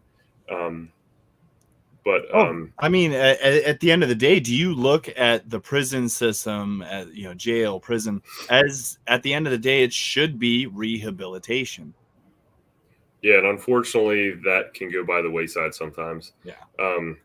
Recidivism is how many times a person comes back, and that's what makes it difficult because when you're in an institution like that and you're in there with guys that are doing life that just don't care, that are surviving by selling drugs, selling cigarettes, cell phones, whatever, they're gang banging, and then let's say I would get arrested and I have to spend 2 years in jail, I'd have to survive. And unfortunately, in order to do that, I'd probably have to participate in those things just to get by. Knowing what you know, Mike, what would you hustle? Oh man. The big one when I first started was spice. That was when it was huge. I wouldn't say that would be my choice. I honestly, I'd probably sell some hoons. I'd sell cigarettes. That seemed like a fun job. They called them Lucy's. You go pick up a Lucy. That'd be a single cigarette. And the currency in prison was usually food, or a green dot card, which is like a Visa prepaid gift card. So if you wanted to buy, let's say you wanted an ounce of weed delivered to you, you would, hook somebody up on the street with a green dot card and pay them X amount of dollars. And then it would get smuggled into jail, usually by an officer, a nurse, or during a visit. A lot of times that happens during a visit, and it's a whole different can of worms. But yeah, I'd say cigarettes. Yeah. Would you have to do cavity searches all the time? Okay, so would you find some cigarettes in people? Oh man, I was hoping you weren't going to ask this question. So when I came to the North Branch, I spent about 2.5 years in Hagerstown, transferred to the North Branch. When I came up here, I was stuck on 3 to 11 shift, and I figured if I'm stuck here, I might as well make the best of this. So I joined the TAC team, and the TAC team would do institutional searches. If something went down, we would be like the first line of defense before they call in SOG, which is like your elite group of tactical members. Plus, there was more training, camaraderie, those kind of things. And a lot of times we would do hospital trips. Something happened in the jail, somebody gets sick, whatever, we would go in the ambulance with them to the hospital and stay with them. Just like our normal shift, we would just be there. And I remember one day I came into work towards the end of my career, and the desk lieutenant was like, "Hey, you're going to be at the hospital today. Go get your stuff. You're going up." So I went up, and they had just taken this inmate in because he went to, I think, court, and he came back with something inside of him. And we had a chair they would actually have to sit in before we strip searched them. So anytime you left the institution, we would strip you and check for everything. When you came back, we would do the same, whether it was court, whether it was the hospital. That was really about the only 2 reasons you would leave. Inmate transfers. So they would sit in this chair, and it was a metal detector. It would check toe to forehead if there was anything inside of you. And this went off. The officers took him up. So when I got there, they were like, "Hey, this guy's going to have to go into surgery." Luckily, I didn't have to go in the surgical suite. Another officer did, but I stood in the observation area because I had a weapon, and if anything went down, would have to go in. Luckily, he was knocked out having surgery, but they actually had to remove a mayonnaise jar from his bowels. And that mayonnaise jar was full. I think it had like 2 cell phones and a couple chargers and some drugs. Yeah. So it's it's a real thing. It's a real thing. Was it a glass mayonnaise jar? No. So in jail, there's no glass, no metal containers. Everything's in a plastic container or plastic bag. Thinking that those are safe, but one of the weapons I found one time was actually a trash bag, and it was rolled so tightly and held against the heater, like rolled against the heater, until that almost became like a piece of hard plastic. Then it was filed down into a shank. So the ingenuity of an inmate is it's mind-blowing sometimes what they come up with. Yeah. Oh my God. I mean, and we're gonna take a question from the chat today. Sure. Folks, if you're watching, by all means, we'll try to get to your question. I'll answer anything. Yeah. Have you ever feared for your life while on the job? Not outside of the job, Mike, while on the job. I'll answer both of those questions. It's happened both times. We'll start with inside the jail or inside an institution. Multiple times. A lot of times you're outnumbered anywhere you are. So I'll use the chow hall for an example. At North Branch, they broke up chow halls into tiers. So one tier of inmates could be anywhere from 40 to 120 inmates in one chow hall. And there would be 2 officers inside the chow hall, 2 upstairs in an observation area, and then you have a bunch of guys outside or floating back and forth. So still, they're not even numbers. And there was a time where an entire chow hall had just exploded into what I would call a miniature riot. I mean, it was crazy. Did you see it coming? If you could feel the tension in the air, yeah, absolutely. There's just like any other profession, you start to kind of develop a sixth sense as okay, today's going to be weird. My wife, actually, it's kind of crazy. About a week or so before I got hurt, she started to have this feeling that I got to keep my phone next to me. I'm worried about him. And sure enough, I ended up getting injured not long after that. So like even she was developing those, like maybe she saw a difference in my demeanor, because at the time the jail was hot. Like it was a very active, a lot of aggression, a lot of fights, a lot of officer assaults. But in that instant, yeah, I was, it was really the first big fight. I mean, a one-on-one fight or a couple guys, it's like, okay, I've seen that 100 times. But this one, it was just out of nowhere. Just happened. Guys hitting each other with, locks and socks, feed trays. It was nuts. So I mean, eventually the entire jail came together, got it under control, but it took a while. And yeah, that was definitely one of the moments I feared for my life. Did anybody grab a hold of you? No. Okay. We stayed fairly close to the door. Positional. It was more so just the number of people. Well, that and the amount of aggression, like at the drop of a hat. It was it was 2 groups of inmates that kind of pre-planned. I don't want to say all the inmates were involved, but it was like 2 rival gangs going at it over something. And as soon as one guy threw the first punch, it just kicked off. So I was able to sneak out. We got it under control. I've walked into a couple at MCI. We had an entire rec hall, which actually had 2 tiers worth of inmates on it. Refused to lock in, so they had a bunch of uses of force before I got there, and it looked like I walked into like a war scene. Windows busted out, blood everywhere, pepper spray everywhere. It was a long night. I didn't really fear for my life that night, but I'm sure the guys that were involved in that before I got there definitely felt that way. But it normally doesn't happen until afterwards, because you kind of kick into, hey, I got to take care of this. And then afterwards, it's kind of like that adrenaline dump, like, holy shit, what just happened? Those kind of things. And then outside of work, my wife, I was actually at work one night. She started getting phone calls from an inmate. And I immediately was like, whoa, this is not cool. This is why I was here in town. And of course, we live fairly close to the institution. And the inmate wasn't really saying anything, but he was calling her multiple times. So I called over to the neighboring jail where this guy was at and was like, hey, go snatch this guy up. Like, you need to take care of it. So luckily, I won't mention the officer's name, but I called a friend who was there and called his tier. And I was like, hey, or called where he was working at. And I said, hey, I want you on this. And he's like, I got you. I was like, I have to know that it's taken care of. Like, not necessarily, I want you to go like whoop his ass, but like, I need to know that he's not going to be near a phone, at least until I get home. So the guy was doing research on you? No, actually we found out after looking at his call logs, he was just dialing random numbers. But in the moment, I didn't know that. And my wife definitely didn't know that. So, she's at home just scared to death. She's got both kids with her. And there I am at work, not being able to do anything about it. So luckily the guys next door took care of that problem right away. It was a pretty hairy situation. Yeah. Jesus God. From the chat, we got a question here.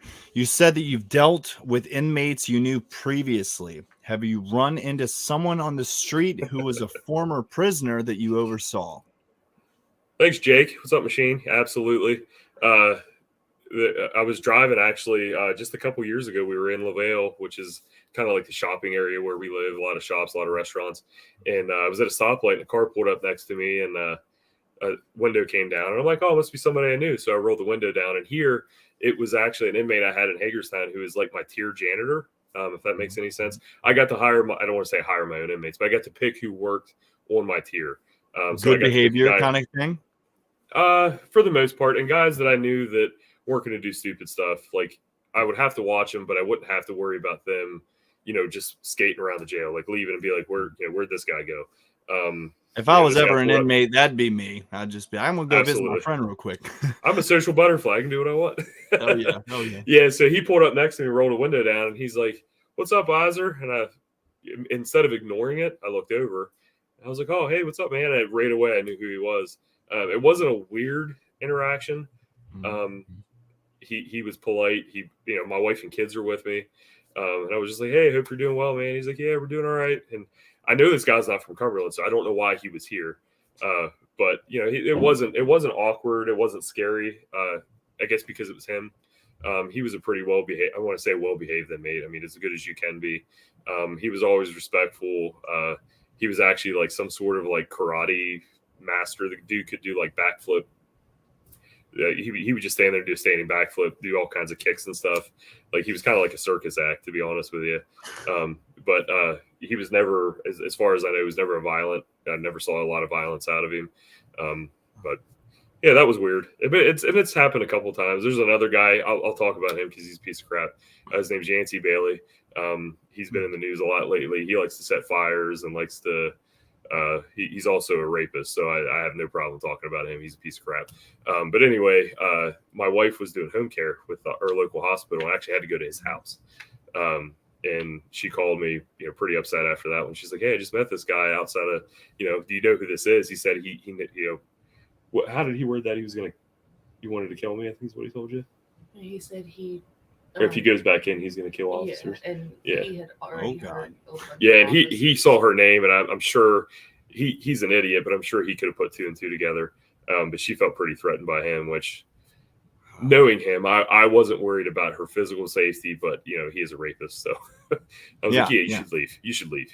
He'll get his own help on his own. But yeah, he's back in jail. He's doing some time now.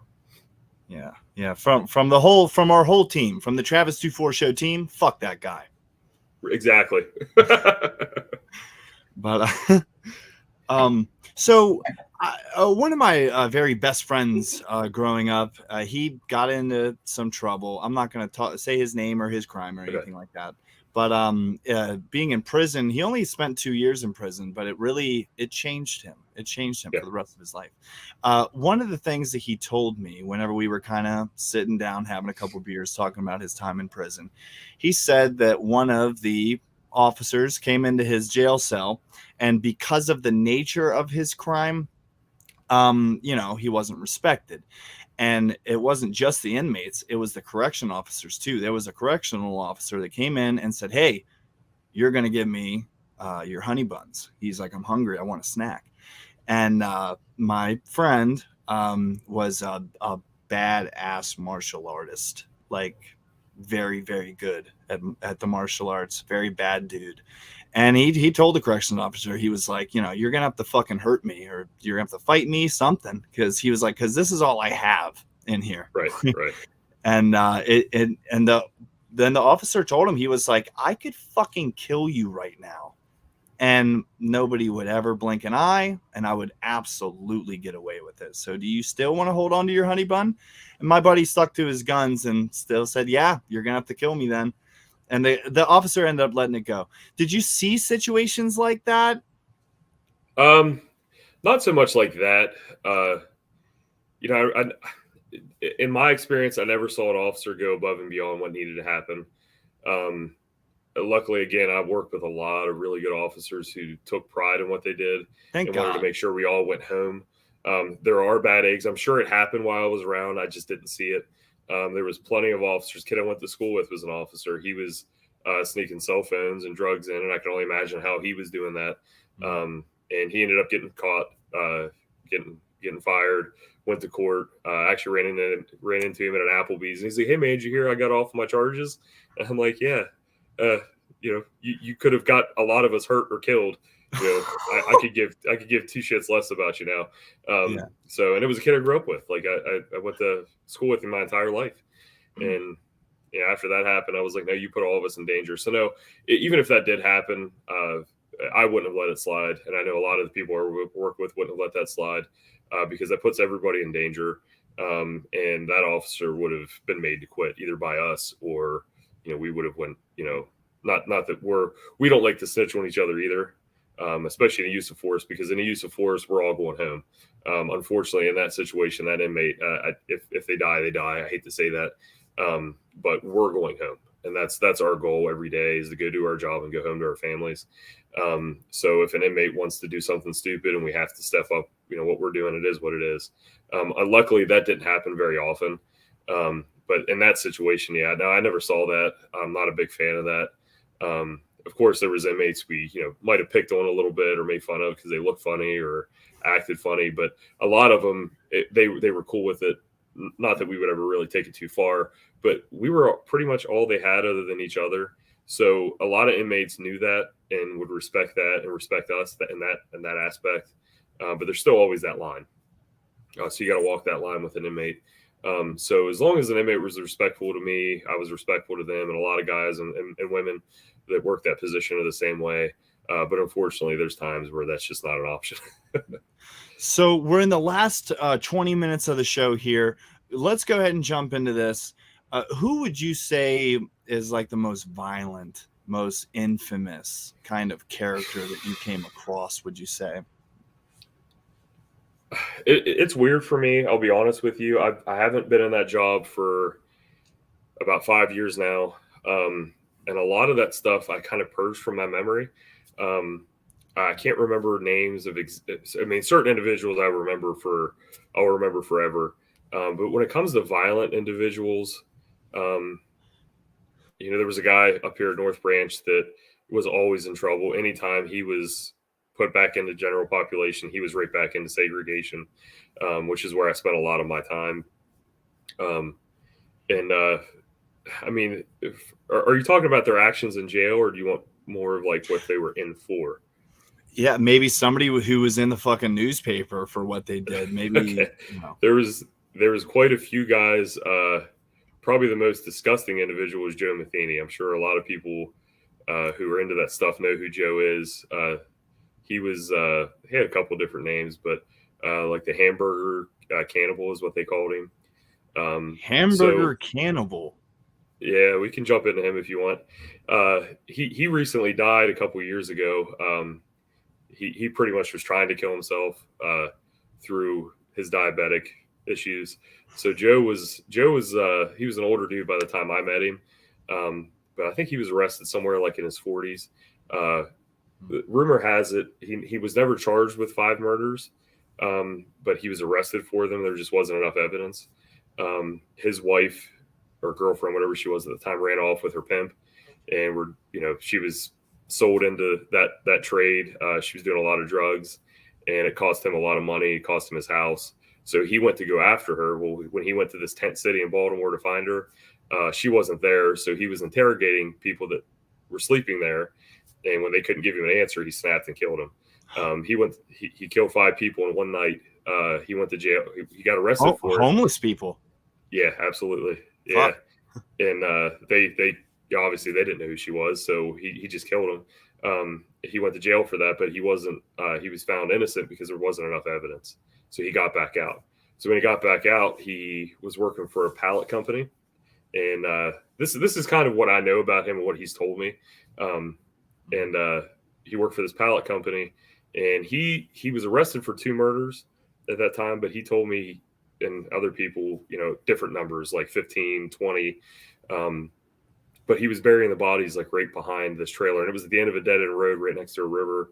And there was a night where he killed a girl, and a guy on a fishing boat saw him and came over to, I guess, help her or whatever. He ended up killing that guy. But the most disgusting part about this guy was not just the fact that he was able to kill with no remorse, but he also opened up a hamburger, roast beef, pork sandwich stand, like a roadside stand. And he was taking the product from his kills from those people and mixing it in with the meat and selling it to people that stop by to get food. He was featured in magazines. His barbecue was like the best in Baltimore. What the fuck?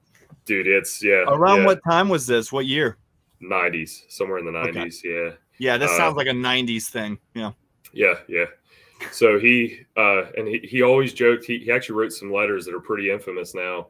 And one of the things he always said, he's like, if you see a roast beef or a steak sub stand on the side of the road, you got to be careful stopping there because you never know who you're going to eat. Was what he would joke about. And so I pick and choose where I eat now, thanks to that guy. But he was huge. The guy was like 6'4", 6'5". Apparently he was big his whole life. But when I met him, he was about 550 pounds. Wow. Yeah, I had an uncle who was a sergeant. The day I met him, I was pretty young into my career here at North Branch, and we had to do a tier shakedown where you had to search each cell, and we pulled him out of his cell and you had to strip search him. Well, this dude was ready. He was completely nude, sitting on like 2 or 3 stacked plastic chairs because one wouldn't hold him. And he's like, "You ready?" And just stood up. And I mean, the guy could have been fully clothed. You wouldn't know the difference. Like he was just so big, like there was no anatomy to be seen. But he was a wild guy, man. He wasn't really respectful. He wasn't disrespectful. He was kind of, obviously crazy. But he was willing to tell stories sometimes and talk about what he did and mess with you. Like, but yeah, and he would never be. Yeah, he was he the kind of inmate that wasn't ever going to be eligible for parole. Kind of, he knows he's going to die. No. He actually got sentenced to the death penalty. I don't remember why that was overturned. I know Maryland got rid of the death penalty somewhere in like the late 2010s because we had 4 or 5 inmates that were given life instead. It was commuted. So how do you feel about the death penalty? Ooh, that's a tough question. I've never taken a life. So I don't think I should be somebody who gets to decide that. I think that's a difficult thing to do. But man, when you look at some of these crimes, I worked with, I won't say work with, but I worked in an institution where guys raped kids, where guys murdered kids, same with women. I don't know why I feel different about the way women and children are treated than men because we're all humans. But at the same time, man, like I get it. I understand why the death penalty exists. And sometimes those people cannot change. And I've seen that many times where, the same person that was on the streets just elevated inside of a prison. I don't want to say I don't support it. I think it was overused for a long time. Yeah. So I think there was a lot of times where evidence wasn't able to support a death penalty. And they were, potentially there's all kinds of stories out there. The guys and women both that received the death penalty and were executed, and then years later find out that person was innocent. So that part of me, unless it's 100%, like you nailed them to rights, they admitted to it, I would agree to that. But yeah. Oh, I'm definitely of the school eye for an eye. I'm for the death penalty for sure. But like you said, there has to be fucking like the case. I would actually be happy about the case being like public. If it's a death penalty case, I'd like the information to be out there for the public. So, without a shadow of a doubt, we can all agree that the piece of shit had to die. Right. Yeah. Agreed. Yeah. Yeah. And Joe was one of those guys who agreed that he should get the death penalty. He was smart enough to know that what he did was terrible. And he didn't want to be alive anymore because of what he did. And when they told him, he even kissed his lawyer. I think he told me when he received the death penalty, like he thanked him for getting him the death penalty. But he ended up getting life. And instead of just waiting on his time to end, the dude he had diabetes, which being that size, that tends to happen anyways. But he just ate himself to death. He ended up losing legs. End of his life was terrible. So to those families of the people he destroyed, he was not, his life wasn't good. I mean, his quality of life was terrible. So how quick does a guy like that, losing his legs and stuff like that, how quickly does a guy like that get medical attention in the prison system? It's usually pretty good. It's usually pretty good. Yeah. When I say pretty good, it's not as good as what we would get if we go to our local hospital.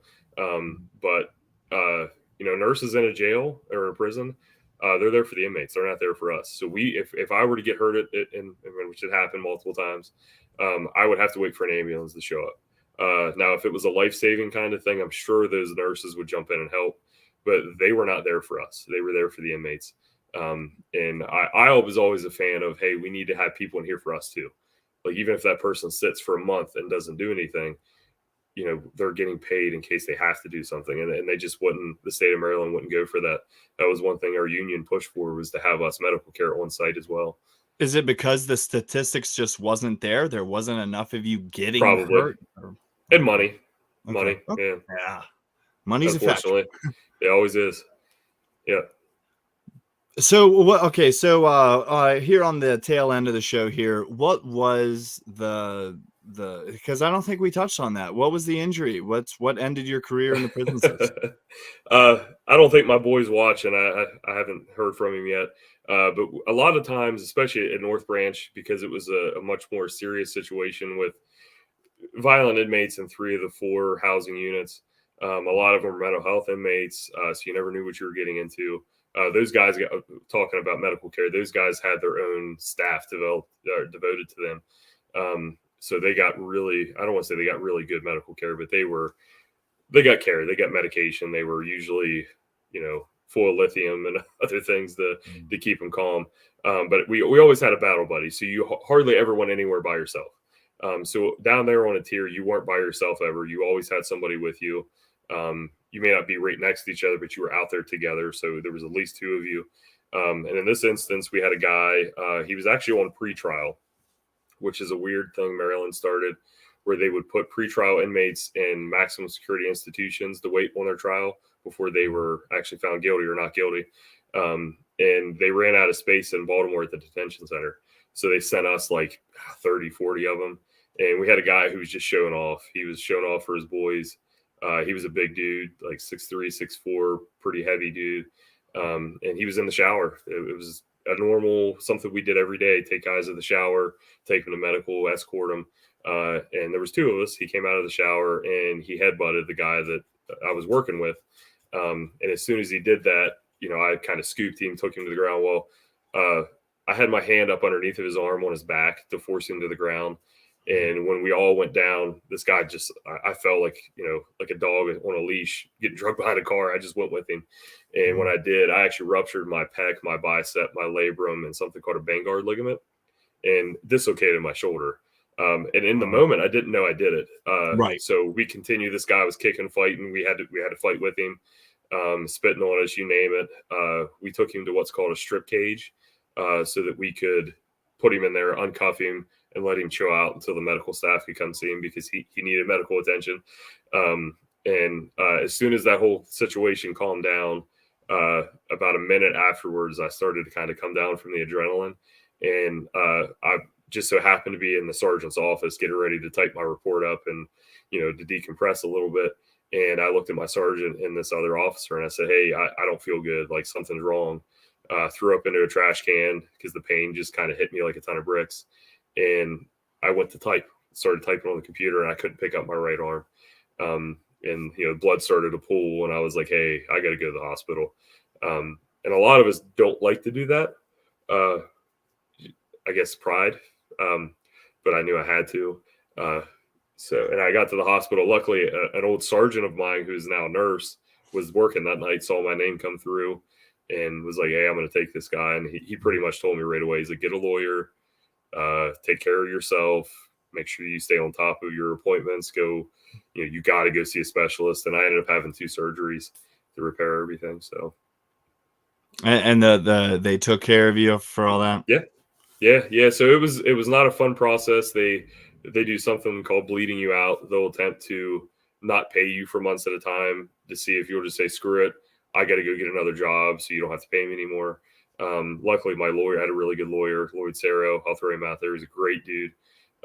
He was on top of it. Every time, I'd be missing money, it was, hey, either you pay this guy or we go to court. The medical stuff was fine. They took care of me. The surgeries were fine. Dr. Ball in Morgantown did my first one. he wasn't able to fix it. He pretty much told me, like, I did my best, but you got to go see this other guy. What was the other guy's name? Do you remember? He was in MedStar in Baltimore, but he was fantastic. I was actually his last surgery before he retired. I do remember that. I went into his office. Nothing was in there. It was just me and him at a desk for my last appointment. So, but he was able to pretty much do plastic surgery inside my shoulder to kind of move stuff around to make it work again. So I still have some neuropathy issues, but other than that, it's fairly normal. And that retirement was actually based off of not the injury itself. It was because I couldn't return to work within a year. So at the end of that, I actually got lucky because, as you know, I mentioned I do some pro wrestling on the side, you know, and that would have been one thing. I knew I wasn't going to be able to do that again. So once they were able to get me fixed up, my lawyer was like, hey, you're good to go. You can live a normal life. And I was like, hey, can I wrestle again? And he's like, well, physically, if you can, no one can say anything about it. And it's because that retirement was based off of my inability to return after a year.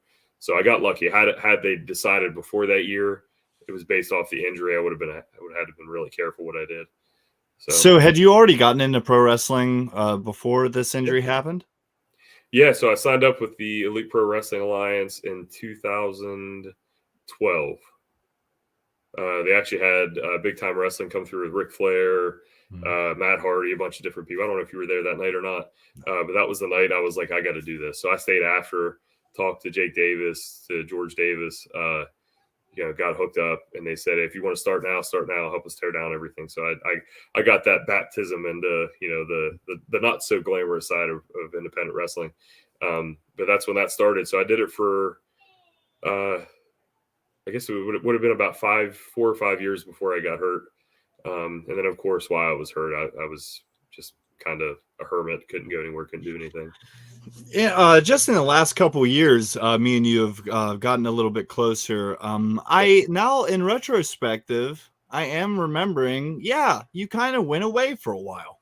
Yeah. I didn't talk to anybody. I didn't go I went to maybe 2 shows, only because, somebody gave me the dirt on what was going to happen and I needed to be there.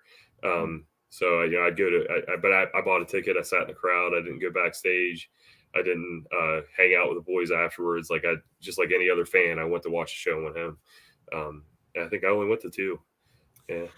Yeah. After going through like surgeries like that and kind of having repairing yourself like that, it just shows that you really do love pro wrestling if you're willing to fucking get back into the ring after a surgery like that. Well, the way I looked at it, and it was something I mentioned to you before, I wanted to make sure we talked about tonight, was the mental health side of things. And part of what I think hurt me the most was not being able, am I going to be able to have a catch with my kids? Am I going to be able to go jump on a trampoline without hurting myself again? Because at the time I would sneeze and my shoulder would pop out of place. It was terrible. So the weight of, am I going to be normal again? And I can only imagine how other injuries to people feel. Maybe they're paralyzed or maybe they get a crazy medical diagnosis. I'm lucky, and I know that. But part of me was, I felt like it was taken away from me. I didn't feel like it was my choice to be done. And as well as I do with this industry, like once you get into it, it's really hard to walk away. I know you just had a retirement match. I know that was a difficult night for you, but that was your decision. It was your time to say, my in-ring life is going to be over, and you got to choose when that was. And that's kind of why I came back. I wish. Well, if I didn't have a neck injury, I'd be on those WDWA shows with you. Right. Yeah. But again, and you know how I feel then. I mean, if it's not you just saying, hey, this is my last match, let's book this last match for me, and then I'm going to ride off into the sunset. That's why I'm back. I'm also back because I'm passionate about it. I'm surrounded by a great group of people everywhere I work that have given me an opportunity to do what I love to do best. And that was what was weighing on me when I wasn't able to continue working to support my family. The question is that workers' compensation check going to show up this week? Or, am I going to be able to even use that right hand anymore? It was scary. It was scary. So when I got the green light to get back into it, that was my first phone call. Like, I hung up with a lawyer. I called Elite Pro and I was like, hey, I'm back. And, they were like, all right, let's, see where you're at and we'll decide if we want you. And luckily, it's been home for, give or take 9 or 10 years now. And it's been the most enjoyable thing outside of, what time I spend with my family and friends that I've ever done. So it honestly, in saying that, knowing that those guys were there for me through the process and afterwards, probably saved my life, gave me a better quality of life during that. And, you hear guys say it all the time, like wrestling saved my life, or, wrestling's, the only thing that makes me happy.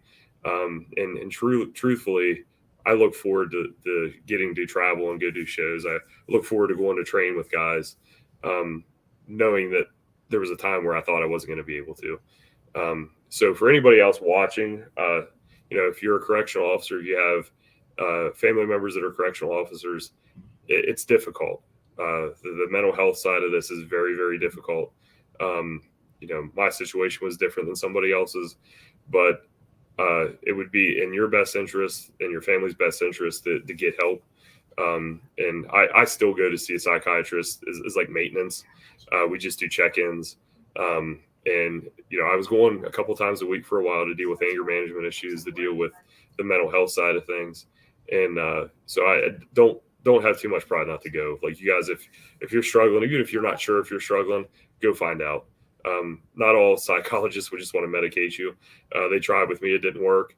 But luckily, just getting to have a conversation with somebody to know I was in a safe place to deal with what I was dealing with, just go get help. I mean, it's worth it. It saved my marriage, saved my family, saved friendships. I mean, it is what it is. Man, what a way to end the show. That was a great message. Fuck yeah. Hey, I couldn't agree more.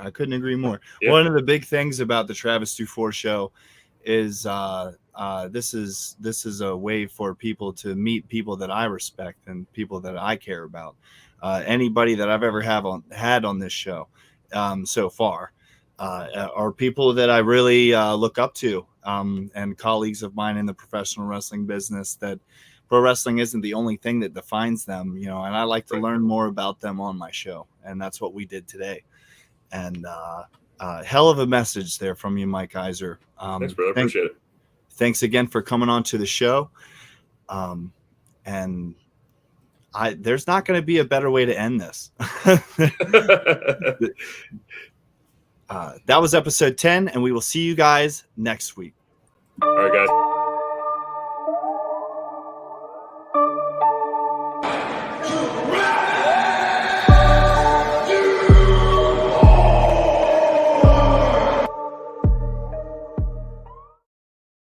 And we're in the after show. Oh, you're still there. Well, yeah, I should have explained that. After the show, after I roll that intro, that's just an editing point for me. We say our pleasantries and all that for the after show. Man, that was fun. Yeah, it was a good time. My first podcast. Well, first live podcast. I've done a couple podcasts where I've done interviews and they were played later and stuff like that. But that was a good time. Yeah, I think Vince McMahon said it. He said that nothing can go wrong when you're live. Or he said something like that. Yeah, something along those lines. Yeah. Well, shoot. I'm not going to hold you here. I just wanted to say it again. Thank you so much for leaving your Thursday open for me. And it was a lot of fun. Didn't have a choice. We're iced in. Oh, are you? Yeah. Yeah, it got pretty bad up here today. Yeah. Oh. Yeah, I worked overnight last night, and it wasn't too bad, but as soon as I got home, it started getting really rough this morning. So luckily we're not like at the top of the mountain, but we're close. So we have some neighbors to the west of us that got a pretty good dose of winter weather today. Oh, I can only imagine. The old lady, she's from Cumberland. She's tried to get me to move to Cumberland over, just here and there over the last 7 years we've been together. Each time I'm like, no, I'm not dealing with the winter.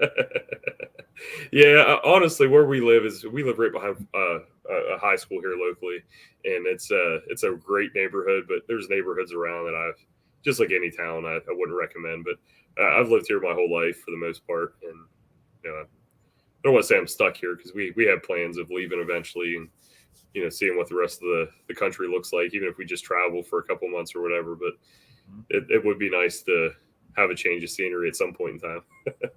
Yeah, so once retirement age comes, you guys are going to be the ones going to Florida, aren't you? We're there a lot already. Oh, already? Yeah. We spend most of our vacations on, cruises, Disney. Unfortunately, we had her at the Mayo Clinic in Jacksonville last year for 2 separate weeks at a time, but we made the best of it. Didn't have a lot of money while we were there, but we at least got to, at least relax and enjoy the sun while we were there for once.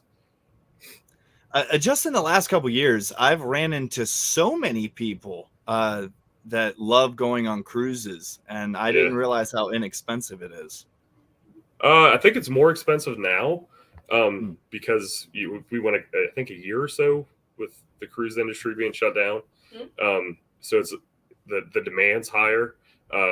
We haven't cruised since before, actually about 3 weeks before the pandemic hit. We were on a cruise ship. We all got sick. We didn't know what it was. And sure enough, a couple weeks later, they shut everything down.